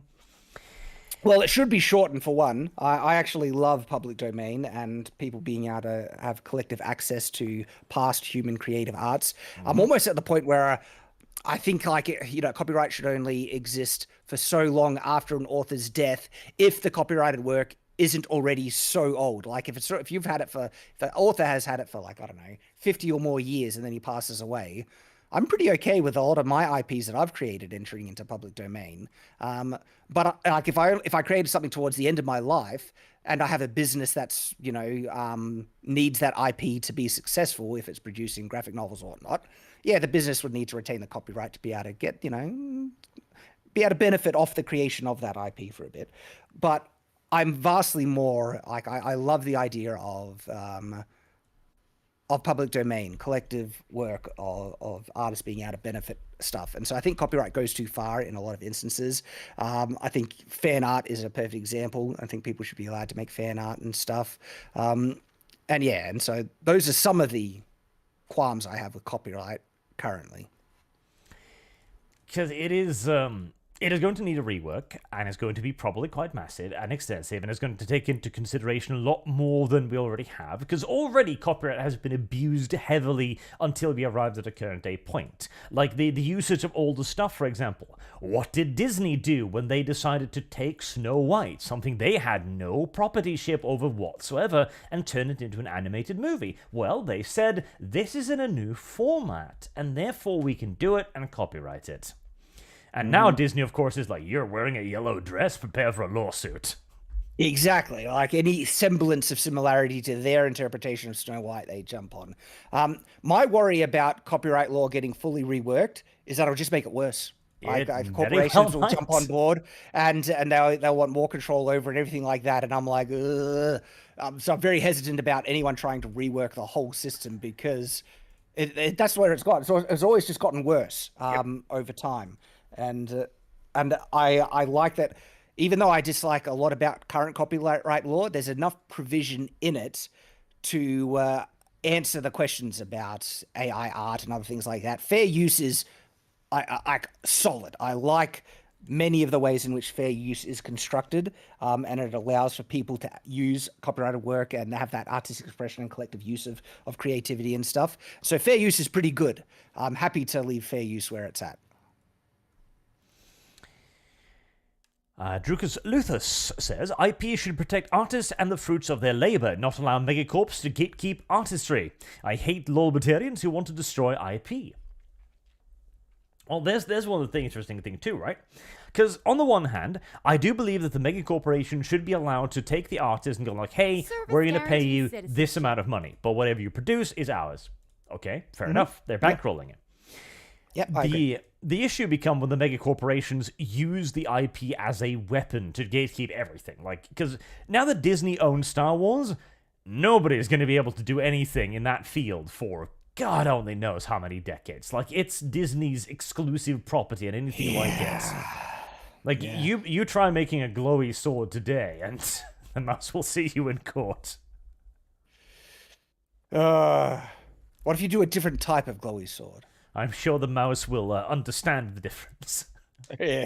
Appreciate it, indeed. Yeah, the nuance. Because part of me wanting to make Tales of All-Star is to make like something that gives us all the things we loved in classic Star Wars that we've lost, and it is very much in homage to Star Wars. And I have, of course, energy swords. But I mean, 40K has energy swords. They don't get. But I guess another big corporation. Power swords is different. What about Gundam? Because they basically have lightsabers. They do. They do. So I mean, it's Disney now, so Lucasfilm never went after him. So It's one of those things where too much of our legal system is determined by who has enough money to pursue the thing. yeah, that sucks. That is one of the issues too. Like, if Disney sees something that they want to crush, they'll just be like, yeah, we'll lose, but it'll take us 10 years. Exactly. Slap suits. They'll just, got the money that they can bankrupt someone in the legal system, that is such a disgusting thing that I think it's because that just exists.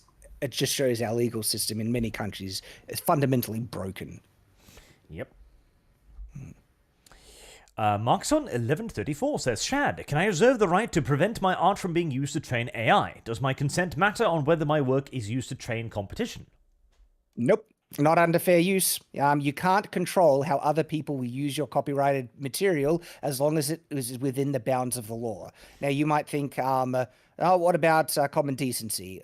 Okay, if you want to try and appeal to common decency, but that's a separate argument to appealing to legality, okay? And people have a right, and I think even a moral right, okay, to use other works as inspiration to build on and to make new works. It's what humans and artists have been doing for all time. And then for artists to suddenly say, I don't want my work to be used as inspiration for anyone else to make new work. It's like, hang on, how did you develop your style and ability? Okay, you've benefited off of collective works of artists all through time. And if someone wants to do that with a new technological tool, I think that's their right.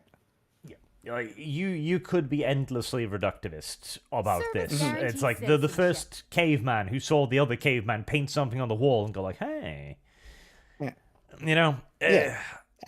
And it goes like you might not like what other people do with your copyrighted material, but if they obtain it legally, they can print it off and wipe their ass with it. Okay, they do whatever they want with it, as long as it's within the bounds of the law. That's how it works. Yep. And I'm not saying I would agree with someone doing that with anyone's art. That would be very disrespectful and things. But you can't try and control other people's actions or freedoms of what they're allowed to do, as long as it's legal. And by all means, the appeal to common decency might even work. Like, even I'm kind of tempted, like, okay, you want to reserve it against AI? Like, all right, I see Here's the the argument. question. Fire is the answer. But it is also one of those things that our current legal system does not allow for. Yeah. And Roman Heinrich become a member. Thank you very much, sir. Black Knight 17 says, Markson, no, it doesn't. Responding to the previous question. In that, because again, the thing is, like, the moment you upload anything to the internet, anyone can use it legally within the realms of the law. Yeah, you have distributed it globally. Like, people don't understand that. Some people even claim that downloading images is a type of obtaining it illegally. No. That's literally you distributing to them. If you made it public, just to view anything on the internet requires it being downloaded onto your computer. That's unavoidable. That's literally how, you're able to see anything online. And so putting on images online to be seen by the public is worldwide distribution. You have actually given it to them to be seen. Okay. And if you want to control the way people use your art, you then need to control how you distribute it. Okay. And then if you don't want anyone having the possibility of using your image digitally in AI image generation, you do control its distribution. That's your right as a copyright owner. And so you would then need to not distribute it publicly, okay? But then even if you put it behind a paywall, people, if they obtain it legally, if they pay for it, they can do whatever they want with it. That's why you pay to see a movie, okay, you can review it and you can use the entire film in that review, even if it impacts the copyright owner's ability to make a profit of it. You are literally making something new that's based off of a copyrighted work, all right? And so even putting it behind a paywall, that is still a type of worldwide distribution that just now people have to pay for. But once they obtain it legally, they can do whatever they want with it. That's within the bounds of the law. Drakas Luther says, Shad, really nice content, by the way. Hopefully you're still good with Oz. Also, thoughts on clients giving AI image to artists for a reference or base? That's like, so clients giving an AI Yes, is artist the or question. image reference. Fire is the answer. How is that different to giving like a regular artist? Of course they can do that. AI artists need to be careful. Like if they're going to feed copyrighted works into the AI, like through image to image, all right, that can become plagiarism if you're not transforming it enough. And you shouldn't just copy large parts, like rely on your own creativity, of course, everything. But gaining inspiration, like, oh, I like that pose, I like kind of composition or style. Yeah, absolutely. They can give images for reference material for an AI artist to kind of work from. Yeah. Mm-hmm. Lucian, donates $5, say, your therapist is fleshy and disgusting. My therapist is Hatsune Miku. We aren't the same. More fantasy arch. Embrace your roots. Is this an AI therapist, waifu? Maybe. I mean, Hatsune... Maybe. See, I remember I saw a while ago, like, the world's first AI idol. I was like, Hatsune Miku's been around for a while. I don't know about this. Nathan Cassidy says, the way I look at it, AI art's on the same level as Autotune. There's going to be the Cheers and the Post Malones. Also, I'd love to see Arch on FNT. Well, FNT, is that something you do? Friday Night Tights with Nerdrotic in them. Yeah, it's a podcast, live stream. We do weekly. Heaps of fun. Going to be on it tomorrow night. And yeah, I mean, just reach out and see. Like, I love chatting with you. I think it's awesome. FNT's heaps of fun, man. Heaps of fun. Oh, I'd love to be on at some point, sure. Awesome. I don't see why not. Craig Fedinish says, China isn't going to opt in for copyright works. Yeah, I know. Like, this is the other reality, right? Copyright is a social construct in the law that we are imposing, okay? I take it away. Other countries don't need to abide to it and everything like that. And to claim that there is an inherent morality to it is really based on how we've grown up in this current society and things. If you take away kind of, societal norms and everything like that, I think there should be inherent laws and rights regards to property, but regards ideas and things, like that's a different moral discussion in my mind. Troy Neenan says, yay, Shad, talk about chainswords and power claws. Well, I've already talked about it a little bit. But they are very cool. I like them. They are. They're neat. Saul the Lich says, hail the bridge, God praise the... God help me. Machiculations. Machiculations, saint. Pet the pet rock. Amen. Yes, I am known as the patron saint of machiculations, boob armor, wearing weapons on the back, shooting an arrow on the outside of the boat. These are all like my mega hot takes. Now I guess AI art as well, you can add to that. Oh, yeah. Black 1917 says, Markson, easy. At that point, it becomes plagiarism, which is illegal. The artist can sue, have the work removed, and inform everyone of the plagiarism. So yeah, there is absolutely a level, the divide there, because again, fair use isn't an all-encompassing thing. You do actually have to transform the thing enough for it to be transformative. Putting Mickey Mouse in blue pants isn't gonna fly. Exactly. Was he referring to the George R. R. Martin one? No, I think he's referring to Markson, the previous super chatter, who talked about opting out of his art to train the AI models. Yeah, the thing is, the way that the art is used in the training process, it's so transformative that it's not copying, it's not plagiarizing, it's not storing, and so yeah, it doesn't breach copyright in the sense that because it has so many fair use kind of uses and applications. This is not to say you cannot use AI image generators to plagiarize. You absolutely can, and I've denounced that, continue to denounce that, as you can with Photoshop. All right.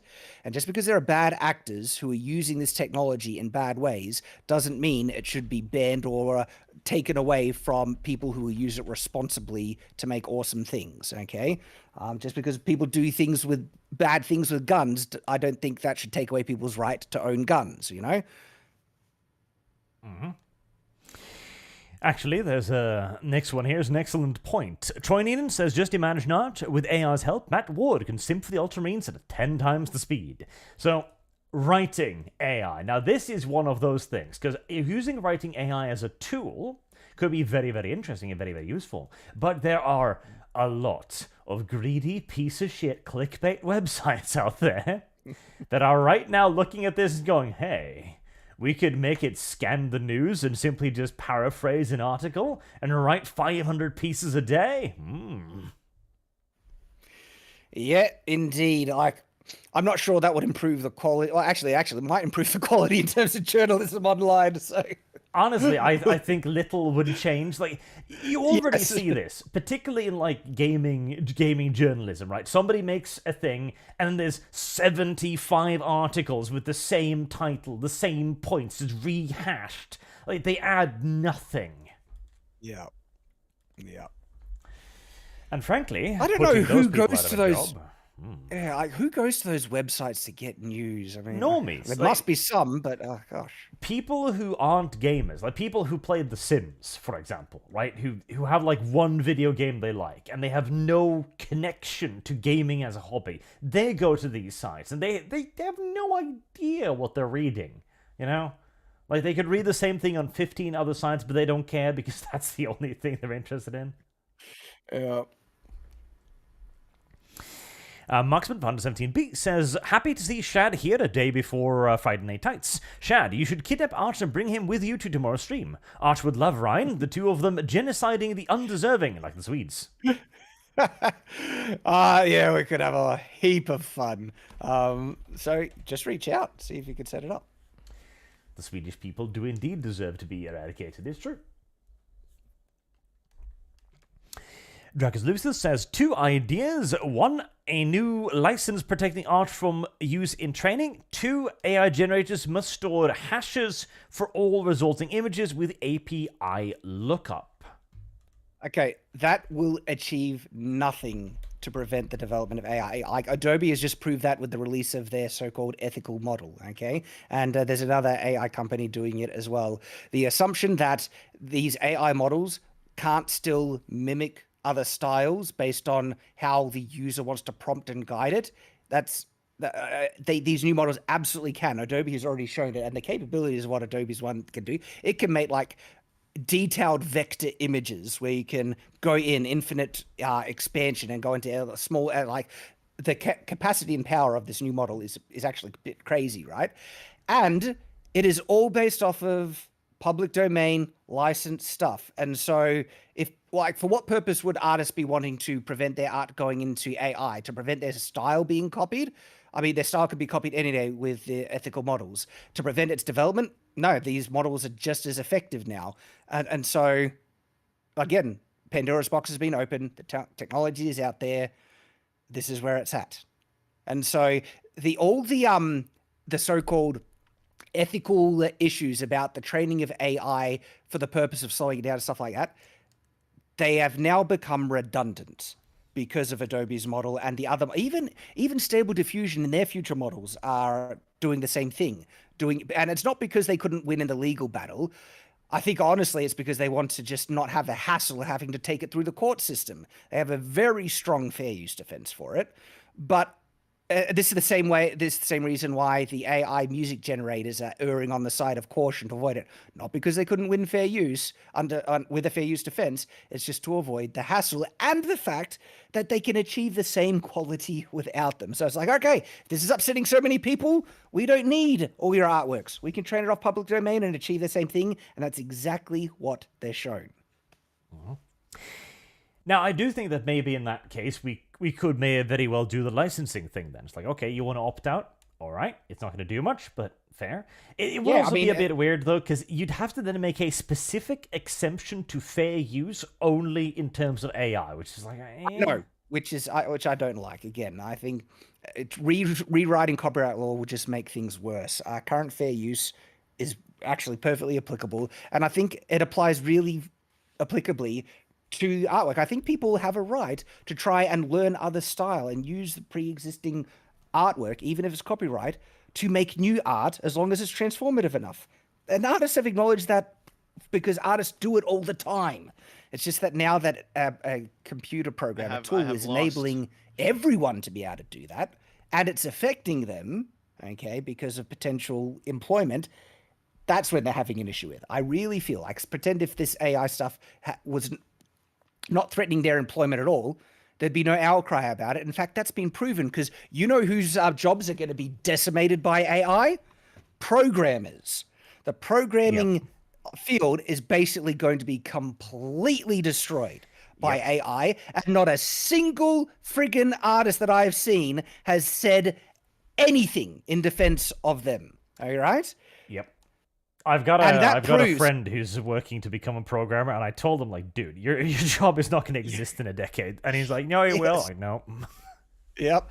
And this proves that their moral outrage, okay, is so subjective, because the exact same kind of methodology is used to train these AIs to be computer programs, all right, as it is to train their art, but they're decrying it and having moral outrage about it and saying it's theft and all that stuff because it's affecting them. If it didn't affect them, I don't think they would. I think they would actually acknowledge that, well, fair use, working off of previous works, and it's transformative. I think that they would reasonably come to that same conclusion. Quite likely. Queen Nidus donates $20. Thank you very much. Says, people spend years learning figure drawing, composition, color theory, anatomy, until they develop a style, English. AI art isn't art. It's using someone else's hard work. AI is the equivalent of tracing. No, it's actually not. It's not the equivalent of tracing. Yeah, it does use other people's hard work for the benefit of other people to put hard work in to get great results. This is one of those dismissive arguments where, like, you can think it's not art, but that doesn't change the reality that it is. And it's, again, one of those self-validating kind of comments where there was no substance to that comment to try and actually address the arguments and points that, we've been talking about.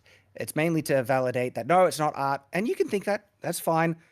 You're wrong. A lot of people know that it's art. A lot of people love it and will be enjoying it from art as well. Black 1917 also responds to that. Queen Nidus, literally everything discussed so far disproves your statement. And I will say this, right, okay?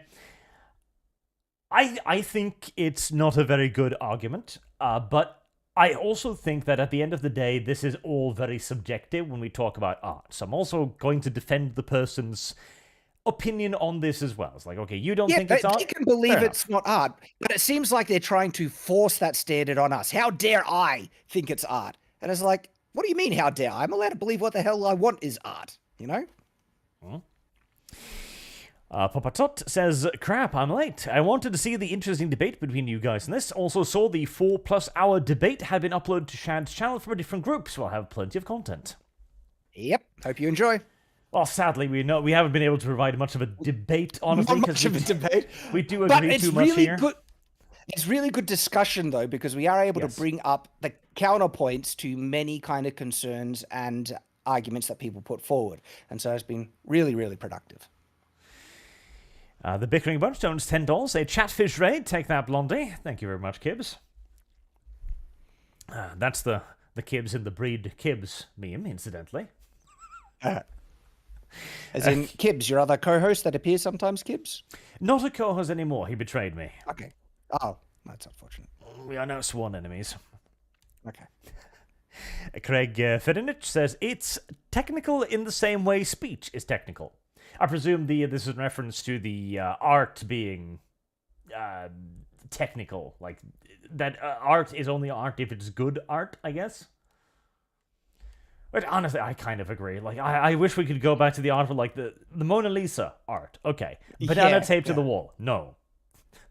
I'd love that. Modern Yeah. art is a.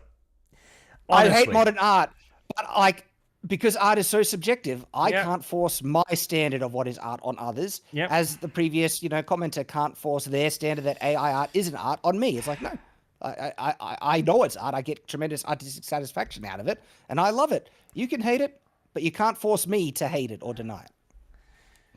My hypocrisy allows me to point towards modern art and say that's money laundering, and towards AI art and say that's art. That's my stance. I can hold both, contradicting though they may be. The defense says, how long before you release your second book? Me, still might be a while yet. It's just time getting to it. I'm still working on it. It's still there, and it'll come out eventually. And I love what it's turning into. Like I have enjoying. lost. So my next book is a medieval fantasy, but with an emphasis on the medieval, and I'm really loving it. Nice. Marksman of 117 Beak says, don't forget, after eating the banana, the guy Here's the wrote question. Epstein didn't kill Fire himself is on the the wall, and answer. security covered it up. Grade A performance art. Really? Is that true? I have no idea. It's one of those things I want to be true, Yep. but it could just be a meme. Yeah. See, I have some sympathy for the idea of performance art, like, because in the banana instance, it was made there basically to freak out a bunch of wannabe art experts. Like, okay, that creates emotion, as we would put it, fair enough. But then you've also got exhibition art where a woman is strapped to a gynecologist table and somebody throws red paint at her and goes like, art. I know, sure. right? Yeah, like I don't think because I have a broad view of art. At one point, I did say anything that causes human emotion, like a human reaction, but of course that's too broad, and I need to redefine it because it's obviously more specific. Anything that than causes human reaction. So, what Israel is doing right now to Gaza? Art. Yes, right, exactly. And so, but getting that emotional response is a core part of art, I feel. And so I think intentionality isn't tied to it, as well as, I mean, I would say positive emotions or introspection and reflection, but some art is made purely to annoy people, like the banana thing. Like, so yeah. So art is whatever you think is art, basically. That's where it's at the moment. Pretty much. Art is whatever the hell you want it to be at the time. Yep. Sky for the Strange says AI art will replace Thomas Kincaid paintings in greeting cards. Also note that the tape banana looks like a hammer and sickle. Well, there we go. Science. Black 1917 says, in the age of the internet, art school is obsolete. You can learn everything they teach for free on YouTube or dedicate art learning sites or both. Honestly, I love that. I love that information is so Heresy's the available. question. Free education Fire is is everywhere. the answer. I think the internet has rendered our schooling system obsolete. Like, our schooling system is so goddamn outdated. It teaches you almost nothing you need. Like, you spend hours on Pythagoras' theorem. Like, okay, that'll be useful if you're in a specific branch, but you know what I would love to learn? I don't know, filling out my taxes, creating a company, something like that. It's like, no, we've got to learn where Bulgaria is on the map. Like, okay, if I ever need to invade Bulgaria, that'll be handy, but otherwise. Yeah. And art school too, and film school. Like every person I've ever talked to that have been to a creative school have basically told me that Service once they were guarantees out, they were citizenship. told by everything else, yeah, just forget everything you learned there. We don't use that. Yeah. I mean, I have participated in 4 years worth of creative writing lectures, university level creative guarantees writing citizenship. lectures, and I didn't have to pay for a single one. Like when I was working on my early books and everything, and I really wanted to learn the craft, it was all available for free online. Troy Needham says, just think, archaeologists in the future will be hunting for dick pics to put in a museum. Indiana Jones 2050 and the search for Paris Hilton's phone. Those type of pics already existed, even the medieval period. You go to like, Oh yeah, like medieval, like, yeah, they're there. They're there. there are pictures on like the Roman walls in Vesuvius with little dicks on them. Like, yay. Funny. Humans, we have not changed much. Nope. Ever since Grog the caveman painted a picture of a penis on a wall and laughed. NA says, please check out Capital of Conformity by Ace Avora on great example of AI art. Capital of Conformity. I will. Interesting. Is that a video or a book? I have no idea. Google hasn't told me yet. All right, we'll have to look it up. Capital of Conformity. Dystopian short film, apparently. Interesting. Marksman of 117B says, starving artist is a phrase for a reason. Oh, yeah. See, that's the thing, too. Like, the people that make the argument now, like, I should be allowed to live off my art. Let's see in the 1700s how many people was allowed to live off their art. 1800s, 1700s, 15, 16. Like, it was very rare. Yeah, and it's a privilege to be able to do so, and it should be based on merit and the current environment and demand for it. You can't force people to want your art. You can only try and make it of value based on what is currently here. That's the reality. I mean, there's a lot of traditional artists that put in a lot of time and effort to develop their skills that suddenly their marketability cratered when digital art became a thing. This is what happens. And that can mean that things will be easier or harder. Like, you might be the first person to figure out a new viral trend. Like, you might be Kizuna Ai. Like, I can be a cute anime girl on the internet and millions of subscribers follows. Or you could be the guy competing with Michelangelo in the statue market. Yeah. Scarfy the Strange says, have you seen the video where an AI plays Tomb Raider whilst fully voiced as Lara Croft? I have not, but that does sound intriguing. I haven't.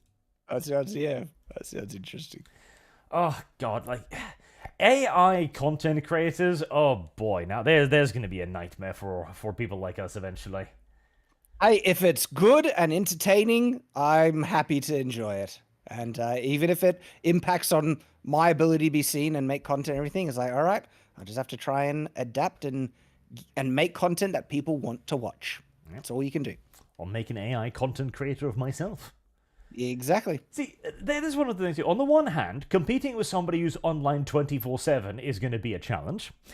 On the other hand, my first and foremost primary competitor on YouTube isn't other content creator. It's fucking YouTube. Yes, yeah. And just in addition to this kind of idea, right? Even if, say, my videos become unpopular and stuff like that, or there's a Service new type guarantees of thing, the censorship. platform goes away, I probably will still make this type of content, these videos, because I enjoy it. The AI art videos are a perfect example. Like, I'm not making them to cash in or that it makes me more popular or anything like that, okay? They don't get viewed as much as my regular content. I'm making them because I'm passionate about the subject and I like making this type of content. And I'll still do that going into the future, even if it's not my job anymore. Grizzly says, as much as it might be haram, I've seen furry smut that took more skill to create than most modern art. Yeah, I think that's the majority of furry smut, even, actually. Yeah. God damn it. As objectionable as I find a significant portion of the furry community, good art is good art, I guess, you know, regardless of the subject matter. Yeah. Bad Dragonite says, nitpick for something Arch said earlier. Companies have a legal duty to protect trademark, not copyright. Common mix-up. Fair enough. Little Hostnet says, I don't think people who defend the writing quality of Disney and Amazon are in a position to judge the quality of AI art.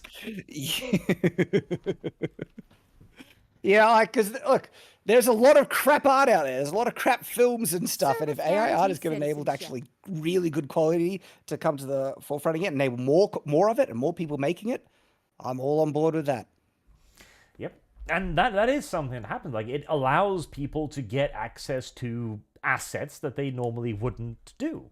There was recently a mod release for Empire Total War 2, a very old game at this point, and they use extensively AI art for their loading screens and background and just visual presentations. Like, that's great. Yeah. They now can present a far more quality picture of their mod. Like, fantastic. Isn't that awesome? And like animation. like that the bar for entry into animation has lowered Heresy's so the much question. because of AI Fire art is that's the something that's answer. going to be within my means in a couple of years. And I never thought I'd be able to make like animated content, like episodic or even feature length, right? Because it's just so beyond my means. Now it is, and that is amazing. And it's gonna get like you saw the Collider anime that they made, the rock scissors paper thing. Yep. Like, I understand how they did that. I like with a couple more resources, I could do that. And that is me being able to enter into kind of like an area of content production that I never would have had the money to do. And so I wouldn't have put the money towards that. But now this is going to create a new opportunity for investment, creating more jobs that wouldn't have been there, I've been able to do beforehand. Like, there is so much opportunity and benefit from this tech, and it's so exciting.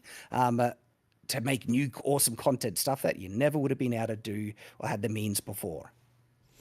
Yeah, absolutely. Deathend, the bottleneck will be the increased cost of GPUs. It might be. Oh, yeah. Yes, that's one of the ones that I've kind of identified. We don't know what type of bottlenecks or plateaus this technology will receive, but hardware is potentially one of those. They're already reaching some of the limits of the GPU technology in developing these models. And so people claim that it's progressing fast now, but so was rocketry technology in the 50s. And we thought we were going to be living on the moon in the 90s if that trajectory remained consistent. But no, it hit a massive bottleneck that was very hard to get past, that only recently Elon Musk and SpaceX has been making inroads in overcoming. Rocketry technology stayed pretty much the same for a good long while because of that bottleneck. And so there's no guarantee that this is going to advance to the point where we can just make movies with a prompt and a request. Awesome if we can, but it's actually almost likely we're going to hit roadblocks along the way. Especially as we're within a decade probably of having a major relationship breakup with China. Yep. Troy Neenan says, our goal is being Dark Eldar. Okay. And show Shad Orc art. Give him a stroke. Orc art. I don't want a stroke. Strokes are bad. Markson 1134. If AI art training on my art is okay, then it's okay if I put my art into a filter that corrupts its style over time, but humans can't see the filter. You can do whatever you want Sure. with your art, as long as it's within the bounds of the law. Yeah, I don't see the problem with that. Scarfy the Strange says, Archie, I'm mispronouncing my Heresy's own name the now, Jesus. question. Fire Arch, is the answer. your Spider-Man video made me wonder if Elsa Gate is now a thing in video games. Imagine if someone made an endless AI Elsa Spider-Man stream. Soon, TM. We're going to see some great content, but we are going to see a lot of sludge content. Oh, Some of it will be funny, though. Some of it will be legitimately funny and brain melting. Yeah. Again, the reason why this will murder the porn market is infinite adaptability, right? Mm-hmm. One of the things with humans is we tend to grow sick of our fetishes and seek something more extreme. Unfortunately, yeah. A few decades of AI, and we are going to see some shit, let me tell you. Oh, no! Like, people thought 2 Girls, 1 Cup was bad. Well... Stop. Like 1917 says, Markson, yes. Indeed. And gotta go to work. Bye, guys. Bye, Black. Have a good day at work. I know that's a bit of an oxymoron, but, you know. Yes! Marksman 117B says, Rosa coming for Archer's job. Lizard girl supremacy. Unironically, God, I wish I was a woman. I ironically do. I can see the benefits, but I love being a man. Happy I'm a man. Full machismo there. That's right. Ben says, people once sang Keep Your Rifle by Your Side, by the way. Good. That's one of those accidentally based songs which the creator made like, haha, this'll really reveal those damn conservatives. And they're like, yeah, this is fantastic. It's catchy too. Scarfy the Strange says, for the love of as a tot, don't let Chris-chan get to AI. Oh boy, Sonichu the Adventures. Sonichu, the feature-length movie. Blame the artist, the user, not the tool. All comes on Spartan says, you insult the master of his machine spirit art. I do. I don't think it has one. I think it's plastic and metal. But if somebody put a skirt on it and anthropomorphized it, there's somebody out there who wants to have sex with it. And that's the problem. Scarf the Strange says, we need Blade Runners, book version Blade Runners. We're probably going to get there at some point. I mean, hopefully without the extermination of, animal life, etc., but we will see. Troy Neenan says, Shad, you're Australian, New Zealand. You know full well that our children don't buy a beer, they steal it. Not my children. But they like alcohol over here. It's a stereotype. That's true. We had an enormous drinking problem amongst teenagers in Norway for like a solid 10 years or so, where it was just a commonality for kids 12, 13, 14 to go to drinking parties and just get absolutely unholy hammered. Yep. This actually more or less wrapped up, essentially because it became cringe, which is an interesting evolution. Yeah. Yes. It became so commonplace that nobody Heresy's the cared question. anymore. It's like, Fire is the getting answer. drunk was like, it became low class in a way. Like, it was weird.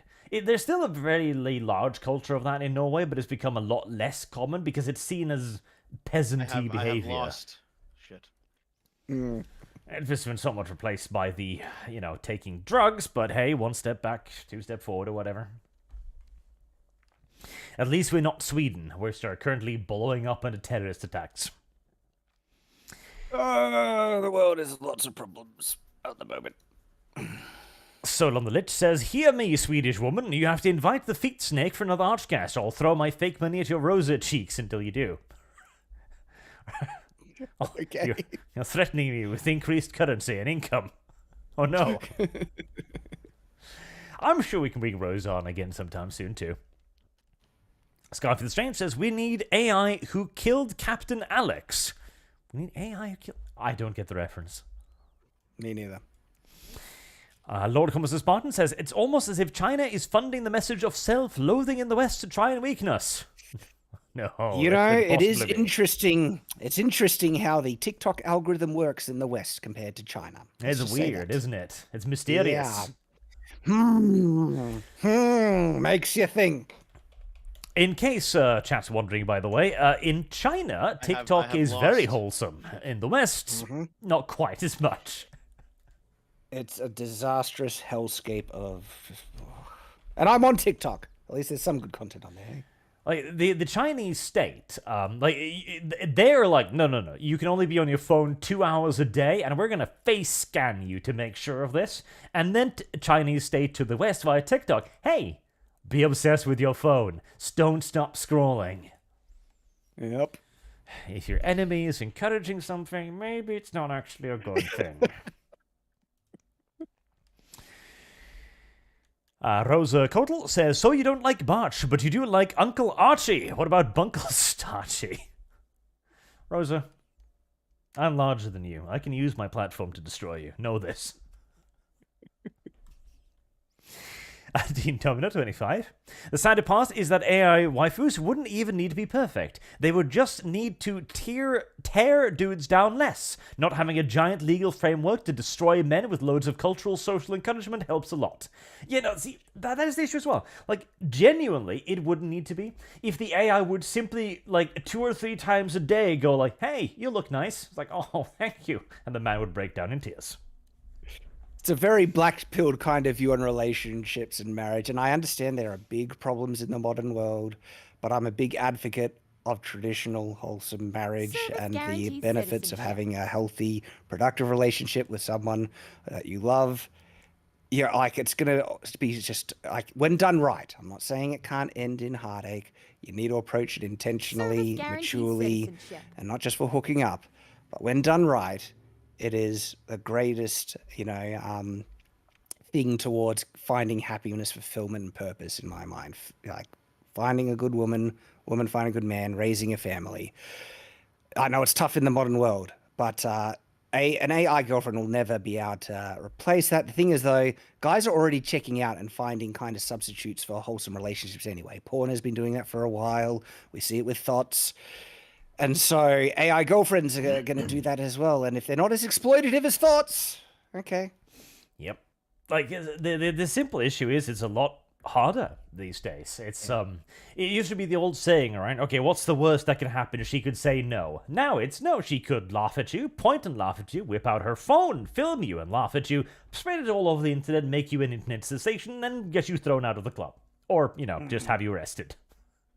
Or just accusations against you. And, it's Like, he looked at me wrong, officer, and in England, that's a crime. oh my gosh. I'm not even kidding. There is a harassment law in England where if a woman perceives that you are harassing her, it's a crime. Doesn't surprise me. Does not surprise me. Ooh. Rosa Gotel says, actual question for Shad. I'm curious how Jazza, being an artist himself, feels about AI art. I haven't checked him out in a minute. Hope he's doing well. We've geeked out about it in the past.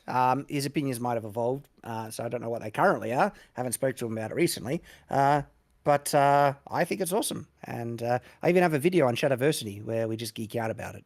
So you can check that out if you're interested. Nice. Hippo King MP3 sends a little sticker of a lemon with severe heart problems, I can only assume. They really should let you send messages and stickers. I hate the fans like, no, one or the other. Like, YouTube, come on. Don't be greedy. Totalitarian. I know it's hard, YouTube, but... Roman Heinrich donates 100 check-ins, something or other, to say, hey Arch, will you try Last Train home game? I absolutely will. It's about the Czech Legion, which is very fascinating, and not exactly a topic covered frequently, shall we say. So I'm definitely playing that. Bad Dragonite says, you can now drink your AI recipe Coca-Cola with your lab-grown chickens while talking to your AI waifus through VR headsets in your living pod. The future. Yep. Scarf the Strange says, I think the heart of the matter is that AI art makes artists no longer feel special. They need that sense of attention to feel validated.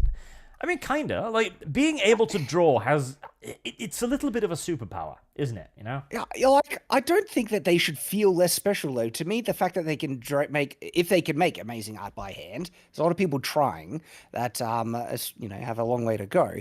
But, I mean, any skill you have with these traditional means, you should feel proud of that. I mean, that doesn't invalidate the difficulty it is to make art out of drawing or digital or paint or any of the traditional methods. And I also feel artists who can make the best AI art that put in more effort and time they should feel proud of that as well, as I feel proud of some of the best AI art pieces I've made, and I get great satisfaction out of it, and I love it. It's fun. Mr. Luckless says AI art would be the most literal example of death of the author, as collection of code has no inherent bias for or against anything. It's perfectly politically neutral. At least until you start adding in prompts. I mean, it depends on how you look at death of the author. I usually apply death of the author as when the author actually tries to contradict what was written in the story. Like, oh, the character was thinking this, when in this, the previous story that they wrote, it was pretty clear that they were doing something else. So they're saying AI would never try and do that. They'd always be true to the characters. Maybe. You'd think so. Well, it's hard to predict. At least not immediately, for the simple fact that the AI isn't capable of conceiving of a character. So, yes, yeah. That'll be really interesting when we manage to have AI be able to consistently write personalities. That'll be very interesting. It will. That one, I don't know how long it's going to take. I think it'll take longer than it's such a complex kind of thing to understand because you're human creating nature. you're creating a person, and the AI has no concept of what a person is. Exactly. Like chat models, it's a really advanced type of predictive text algorithm. And so for it to understand deeper kind of concepts to put into a story, in actual fact, depending on what it's trained on, it's like if it's a broad training model, it's going to have so many possible reactions that a person could react to in a given scene to certain stimulus that, like, it'll be really interesting to see if it can remain consistent to a character personality in multiple settings and stuff. Yeah, not there yet though, I don't think. Gunny Arlequin says, well, artificial wombs have been successfully tested on lambs. Imagine a la carte babies built by AI with parents not having any actual role besides pushing buttons. That terrifies me as an engineer. Yeah, see, for me, I find that so dystopian. Like children need parents, and to have like children just manufactured and raised by the state. Assigned to parents via lottery or something. Oh my god! No, I don't believe that. I think they would like just have rotating kind of caregivers, and they'd raise them as a group because they're like batches or a crop, right? And then they'd be raised the exact way that the state would want them to believe and behave, and that is just dystopian nightmare fuel. Let alone, I honestly think that type of childhood and upbringing would lead to such severe mental instability and mental disorders and everything. Like children need parents. Like and love and affirmation and guidance and attention and stuff to like just to be well balanced adult individuals, and most people, human parents, have trouble getting that right. And when you take that away and just try and make it this artificial process, whoa, that'll lead to horror things. It'll probably lead to like a caste society, I think. You're going to end up with birthed babies, like birthered people, and raised people, and then you're going to end up with just like others, like the crop babies. Yeah, gosh. Like, we're probably actually going to be like, yeah, you're a second-class citizen. Why? Well, we created you in the vat. That's why. I don't think that's going to become a thing because the doom and gloom about human population, which I actually don't ascribe to. I have 5 children of my own, but the larger narrative is like too much population. We're not having, there's not enough kids and everything. Although I wonder if it would be used because there are countries with an aging population and they rely on immigration to try and supplement their workforce and support the aging population one. I wonder if that's when a state might be entertain the idea of artificial wombs and stuff and raising their own population. Ugh. Depends on how the ethical question goes. Because, like, I am of the opinion that an AI, a robot, can never be human. It wouldn't require too much of good old-fashioned psyops or, media attention to convince someone that, oh yeah, but being a human requires being, born by a woman. It's a religious aspect to it, right? So somebody born in a pod, well, they're not human. So what's the difference between a robot? Oh, dear. A few decades of television and... Wow. It's dystopian fuel, man. It's like... Like, why are you abusing your workers? Oh, they're pod peoples. Oh, well, in that case, keep on. Why You Hatin' says, Arch, have you seen Warhammer Faria Nexus? It's good. I have not. I am, it's Warhammer Plus, isn't it? I am ignoring Warhammer Plus as hard as I possibly can. It killed all of the good fan animations, and I'm sad by it. Black Knight 17 says, I return, and fair should be legally enforceable, and violating it should come with severe financial penalties. I don't know what that's referring to. Fair use? Should be legally enforceable. I'm presuming it, yeah. Because fair use at the moment is a defense, and anyone can sue anyone for supposed copyright infringement, and if you...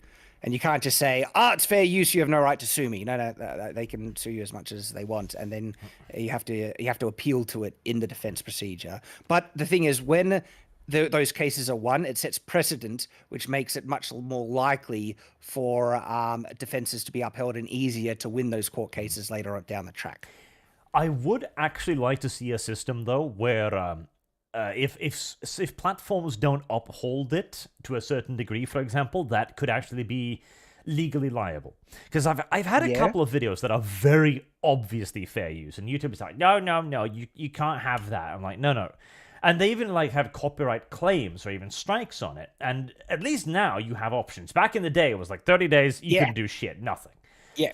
At least now, you have the opportunity to just fucking slam the fist in the table and go like, no, you release it now or I sue your ass. Like, good. Yeah.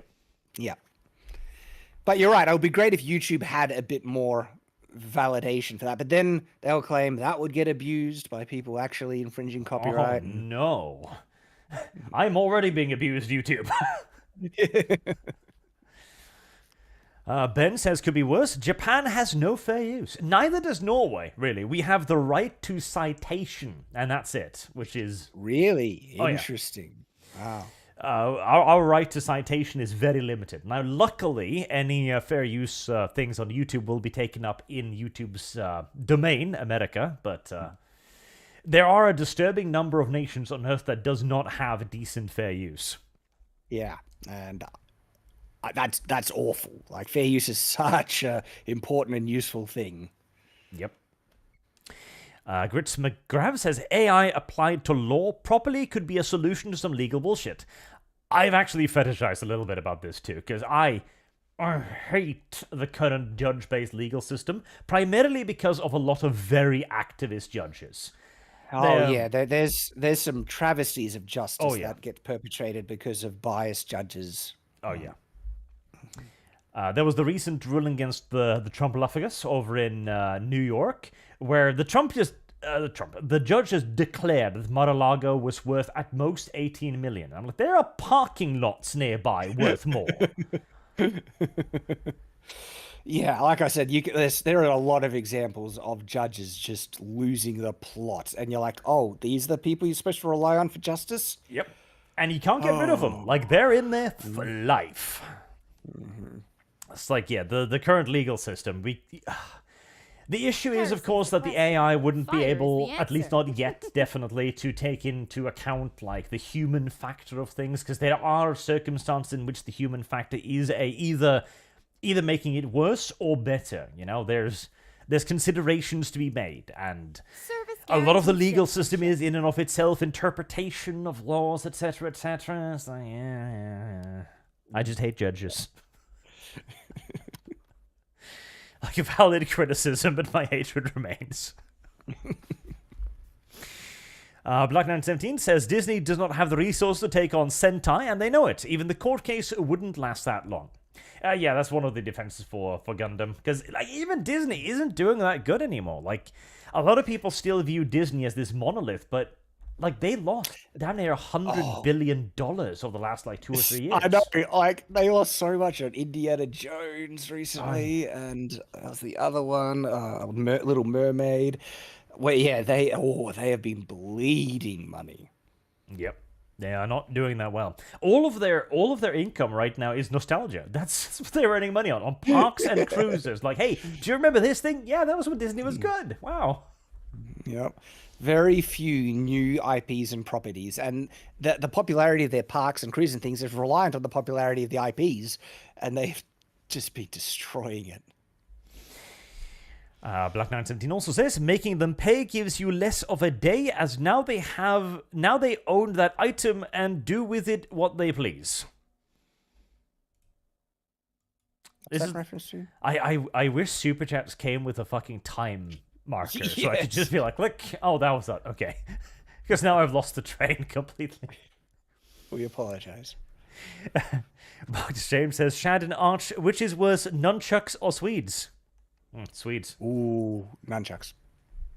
Oh, that's where you're wrong. We can disagree. I can still like you, and you can be wrong. The Swedish army would use nunchucks as their primary weapon if they were allowed. Okay, well, then that makes them worse. Sorry, you've converted me. Reasonable argument, opinion changed. Samuel Eddy says, have to get Arch and crew to play ICBM. Is that the nuclear war simulator? I feel like that would be both fun and catastrophic at the same time. Service guarantees citizenship.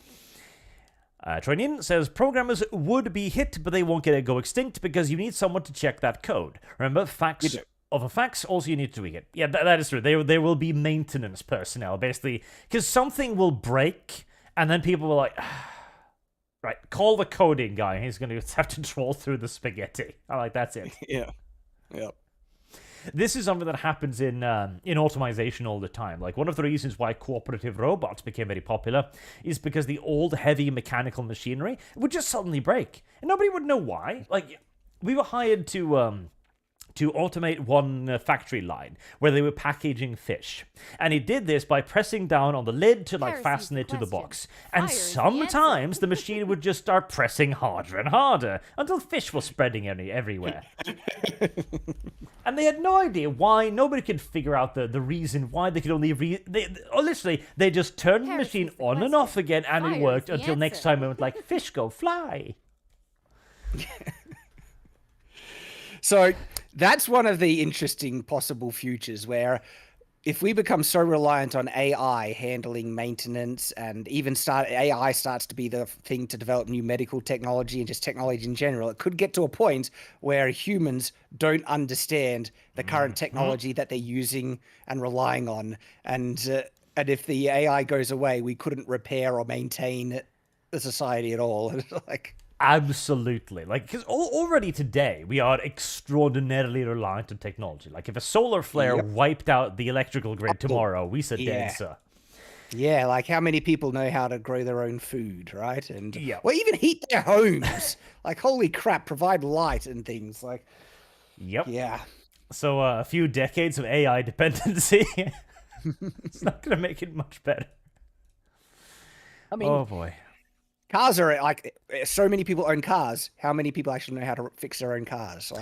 Oh yeah, and especially a modern car with assloads of electrical tech inside of the end. And you open it up, you don't even see an engine anymore. This is a flat surface. Well, shit. How does it run? Magic. Yeah. Yeah.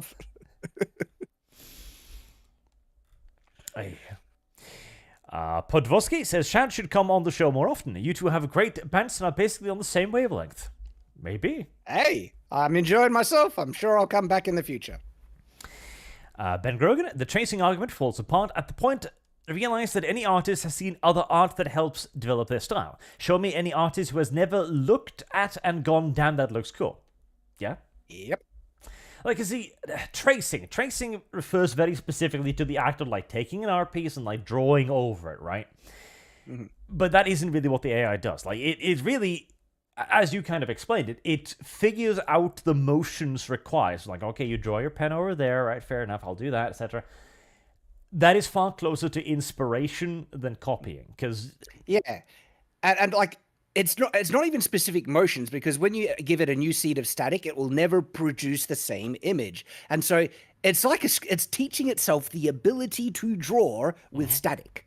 That's quite the most apt way you can describe it. And it's more accurate to comparing it to tracing or many other things. Dracus Lucis says, Shad, my ideas wouldn't slow AI. One, licenses can be updated non-destructively, and two, the hash lookup would be for social media to show an image as AI. I mean, I imagine with the vehement backlash against AI, a lot of people would probably be pro having a thing to be is this AI? And we are probably actually going to need a law at some point identifying artificially generated stuff, for the reasons that somebody out there is going to be, I'm going to make a little video of Obama eating a child. And people are like, holy shit.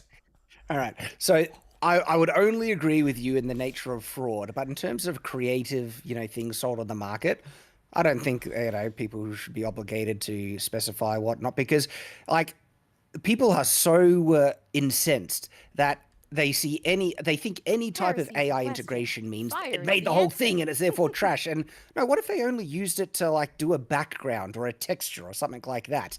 And then people will use that to boycott and get people, they've already tried to cancel and get people fired from artists. They've tried to get artists fired for using AI. And so it's I think the acceptance will come about eventually, because, That is a concern. Lord Commodore Spartan says, a soldier will always draw a phallus on a wall, then laugh. YouTube keeps censoring the word, lol. That's true. Invading armies have always drawn penises. Mr. Bob was 7370 says, the history of writing is similar to the art stuff happening now, Arch. Would you like to discuss the pros and cons of colonization with Chad today? There are only pros, there are no cons. Yeah, that's a fun discussion for another time. Stanky Pasia, Shad, great Mihawk sword review video. Thank you. That came out on Shadiversity a couple of hours ago. Glad people are enjoying it. Mark James says, you know the apocalypse is here when AI porn is higher quality than Disney live-action animations. To be fair, not a high bar, honestly. Yeah, not a high bar. That was the One Piece sword, was it? Like the big one? Yes, the one that's used by his Mihawk, and he uses the big kind of Spanish-looking two-handed giant falchion. And so we made a prop and saw how functional it would be. And it's actually a cool sword. I like it. The One Piece one is one of the like turnabout moments I think people will point to, because that was a live action show made where they actually did go far out of their way to represent the author's actual intent and wishes. Yes, shocking that that's what the fans want. We've been saying it for friggin' years. Yep. And they finally did it, and it's super popular. And I watched it. I love the live action adaptation. I think it's great. Lord Comes Out Spartan says, Gods, do you lads remember AI Seinfeld? Seinfeld, was that a thing? What? AI Seinfeld. No, me neither. AI Seinfeld. What is it with all these AIs and their things? Sorry, that was my impression of the guy from Seinfeld. Ben Grogan says, Chat PGT tech will make one type of programmer job immortal. When you have a machine for infinite malware, there needs to be people orchestrating counters. I suppose so, yeah. Oh dear. Lord Goes Spartan says, put the skirt on the rover and I'll be first in line. Smug zip. Bad Ragnite, real talk, I experimented with using AI for the background art on one of my songs on YouTube. It took me longer than just doing the art manually. Yep, there's limitations. It can be really tough to get what you want out of it, which is why people who have the skills and artistic ability can make it easier, faster, and of higher quality. It's just how it is. Rosa Kotal says, I'm not a feet snake, I'm a snake that has feet. You lie. I've seen you play Dark Souls with your feet. Now that's fetish material. I have lost. Beardmaster says, hi Shad, I'm currently creating my own miniature wargame and AI art gives me a lot of hope for making credible art for it. It will make my game more attractive for future consumers. Good. Exactly. Good on you, mate. Keep going with it. Best of luck. We're almost at the end now of a long series. FinCam says, I wonder if social media made people awful or just exposed us to the worst of humanity to the masses. Thank you for your super chat, too. You know, it might be like it really amplifies the negative voices and the disagreeable people and the vocal minorities. So yeah, because that's the thing. All this dogpile I'm getting on from my AI art takes on Twitter, like it's not impacting Shadiversity, the main channel. People are trying to say you're ruining your credibility and this is a hill you're dying on. You're so stupid for doing this. And it's like, guys, you do not realize the echo chamber you're in. And you honestly, as loud as you are and the dogpiling that you think you have the majority on Twitter, you're actually the minority. Most people are fine with AI art. They think it looks awesome. They're happy to have products with it in it. And your crying isn't achieving anything. The thing is also, we've studied human psychology quite extensively at this point, and social media does make things worse. The moment you are communicating with somebody through a screen, you instantly dehumanize them. Like, it's a natural human reaction. this is also why like social media should like we literally need to go back to the schooling system and like teach civility again in the online space, because that is the only solution. Because your lizard brain sees the letters on the screen and goes beep boop, that's not a human, be mean to it. Bad Dragonite says, my distant ancestors famously punched Michelangelo in the face and gave him a scar. Should I now metaphorically punch anti-AI artists in the face? No, don't be violent. But you can absolutely, just stand up for what you're like. Hey, I like it. I don't care if you're gonna cry about it. It's not theft. It's not immoral, and it creates great opportunities. You just, don't let other people's outrage and offense control what you do. Lord Commissar Spartan says, I'll actually counter the idea of pod babies being second-class citizens by pointing to Battletech. Genetically perfect, designed to be the best humanity can be, would sooner lead to them taking lead rather than being oppressed. Possibly. Well, that depends. It depends if they're bred to be the elite or they're bred to be the working class. Yep. Tiny brains, big shoulders. Yep. Grog, carry I this have over there lost. for Massa. Yep. God, like, it's easy to imagine the future, and it's all terrible. Well, as I've been saying, future's going to be interesting. Like, I love what you mentioned earlier, like the rocket fuel stuff, right? Like, back in the day, we were like, God, in the 2000s, we'll be on the moon. And now in 2023, we're like, yeah, we're going to start breeding subhuman Untermensch slave classes. It's like, oh.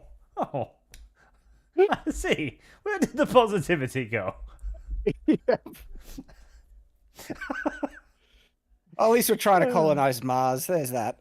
Yep. Yeah, there's something. No, there is a doomer kind of black pill that they're only trying to colonize Mars because they know everyone on Earth is screwed. We're doomed as a species. Elon Musk cast one glance at Twitter, is like, I must leave. Yeah. So Enemy says, have you seen the movie Gattaca? It's about a world where your genes are all that matters, society and life. Gattaca. I have not, no. I've seen Gattaca. Yeah, it's a classic. Really? Gattaca. Huh.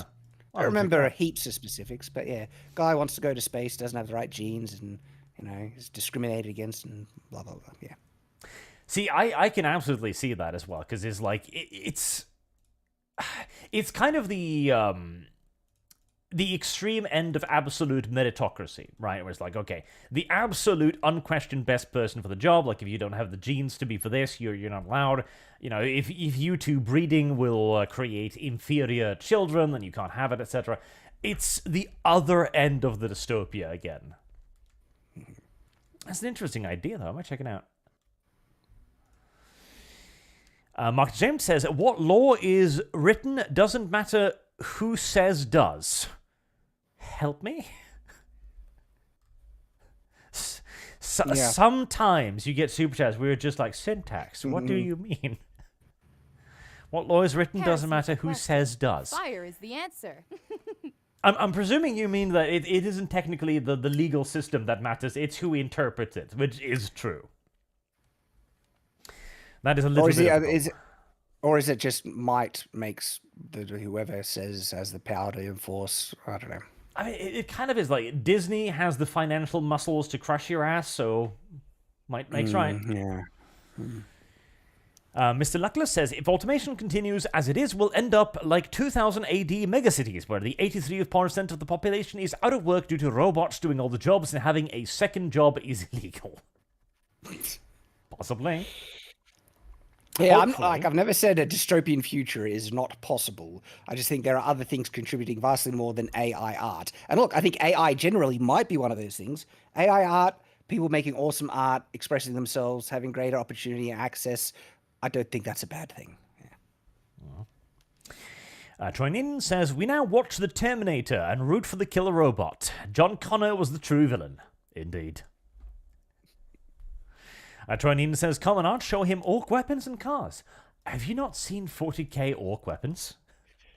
I think I've seen a couple here and there. Like, I really like the fact that, they basically can warp reality based on perception. And so they'll make a gun, throw bolts in it, and it's like, we believe it works, and it works. I think that's awesome. That is literally how it works. Like, orc vehicles should not physically be able to run, but they do. I love that. I think that is such a fun kind of world building idea and concept. And paint it red, it goes faster, and then it backfires because they perceive enemies being immortal, and then they make them immortal and stuff. Nilok7 says there was an artist getting dragged on Twitter for using Adobe Firefly for generating a reference and then completely reworking it. Yep. But they support artists, remember? They want to protect artists' jobs, yet they will attack and try and ruin artists' lives who use AI art. Yep. So supportive. Rosa Cortel says, please don't let Shad's first impression of me be feet gaming. I'm cool and not a fetish streamer, I swear. Well, you're in luck. I haven't associated your face to the name yet, and so... Or her feet to the name. Yes, I'll be introduced more fully later then. You're in luck. And final super chat, Trintavoy. Hey Art, out of curiosity, how close do you think we are to Tower AI now? I recall your drone video talking about comparisons back then. Quite a while off yet before we have that, because the Tower AI is very much so almost like pet AI, which we could probably make halfway decent pet AI at this point, but we're a while off making it as effective as they. Mm-hmm. Right. Only 5 Streamlabs left, and we are done after a long day of hard work. Oh, it's been an absolute pleasure, mate. I've had a great time. See, I like to compare myself to the coal miners of old, slaving away. I know, it's such hard work. It's tough, what can I say? Black1917 says, unless you're doing something unique with the AI, art after it's created, you're just one drop in the ocean. Its main benefit now is that it allows more art of topics/subjects that other artists don't care as much about for whatever reason. There's truth in that. Like, the ability to create something that other people aren't focusing on has, inherent value. If nobody's making this thing, but there's there's a market for this thing, well... Yep. And it also is, again, the fact that it's easier. Like, okay, the furry community is overrepresented in the art sphere, fine, but what about the feet enthusiasts? Well, I know, and critics try and claim it and attack it as, you're just lazy, and it's like, no, this isn't lazy, it's efficient. And I'm as motivated as I was before, and I can devote my focus and attention and effort into other areas in which I don't have a tool that makes it as efficient. And so it increases my output tremendously so. And so, again, the whole deflection, that it's just a vain type of attack to try and shame you into not using just being lazy is like, no, that's not going to work. Okay. And then they get triggered because I show you how much time and effort requires that goes into making some of the best AI art, and is like, oh yeah, it does take effort and ability to do it, but it's crap anyway, and you're a terrible person, is their response. But it's crap anyway. Obdudo says, Shad, in your early AI videos, you mentioned that the description had a link to download Stable Diffusion, but I didn't see any. Maybe it was removed. Where do you download Diffusion with the UI? Okay, there are heaps of more up-to-date tutorials. Literally, all you need to do is install Stable Diffusion in YouTube, and you'll get heaps of more up-to-date tutorials. A lot of it is from GitHub, where you can get it. You'll need to install Python and another tangential program. But yeah, you can get it running locally on a computer without that much difficulty, and it's for free. I can't believe that you can get this, the most advanced artistic tool humanity has ever made, and you can get it for free. It's right there available. It's unbelievable. It is. Black917 says, AI is already its own art style. Those with talent will still get their commissions. The hype around it right now is simply because it's new. It's going to die down. Those who are using it to be lazy won't last or get much attention soon. But yeah, there's low effort AI art, but then there is high effort AI art that looks really good. Okay, that's how it is. Lack 1917, I don't know if that's black, but it just says lack now. Those who fear AI art writing are the ones who only had their job audience due to lack of competition and or their political affiliation, particularly in the case of writers. There's a lot of bad writers out there. There are a lot of bad writers out there. Yep. And Obdulio again, there is a movie about test tube babies. The naturally born children were referred to as child of God and were considered inferior to the perfect lab-grown child made to parents handing down the child in life. I forgot the name, unfortunately. Yeah, it depends what they'll be bred for. Yeah. Jafar the Blade. Don't let Rosa fool you, Shad. She dips cinnabuns in marinara sauce. She is a savage. That does sound rather savage. I don't rely on spurious rumors of other people to form opinions of them. I need to have first-hand experience of seeing them talk in real life to let me form my opinions.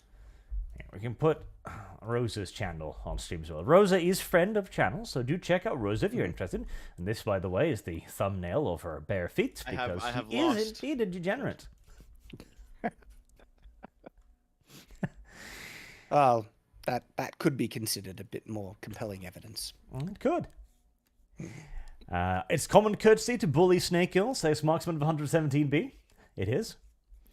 And Lord Comes a Spartan, I shall say raid Peeper. She's live right now, lol. I don't know if she allows raid, because you've got to allow it on the back end for that. I'll have to check who's live once we are finally done. Cyber Anime Alien, Tau AI is at person-level intelligence. Stones are not the limit. They have AI based on the brains of Puretide and Onvey. Not true AI, though, because if it was, it'd try to eradicate the Tau at this point.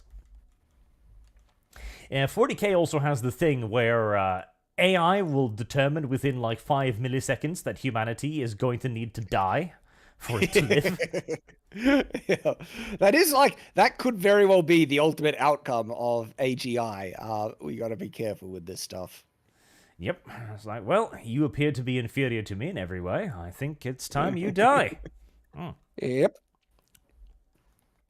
And very, very last one, I believe, yes, Nelox7. I recommend automatic 1111 web UI for stable diffusion. It sets itself up now.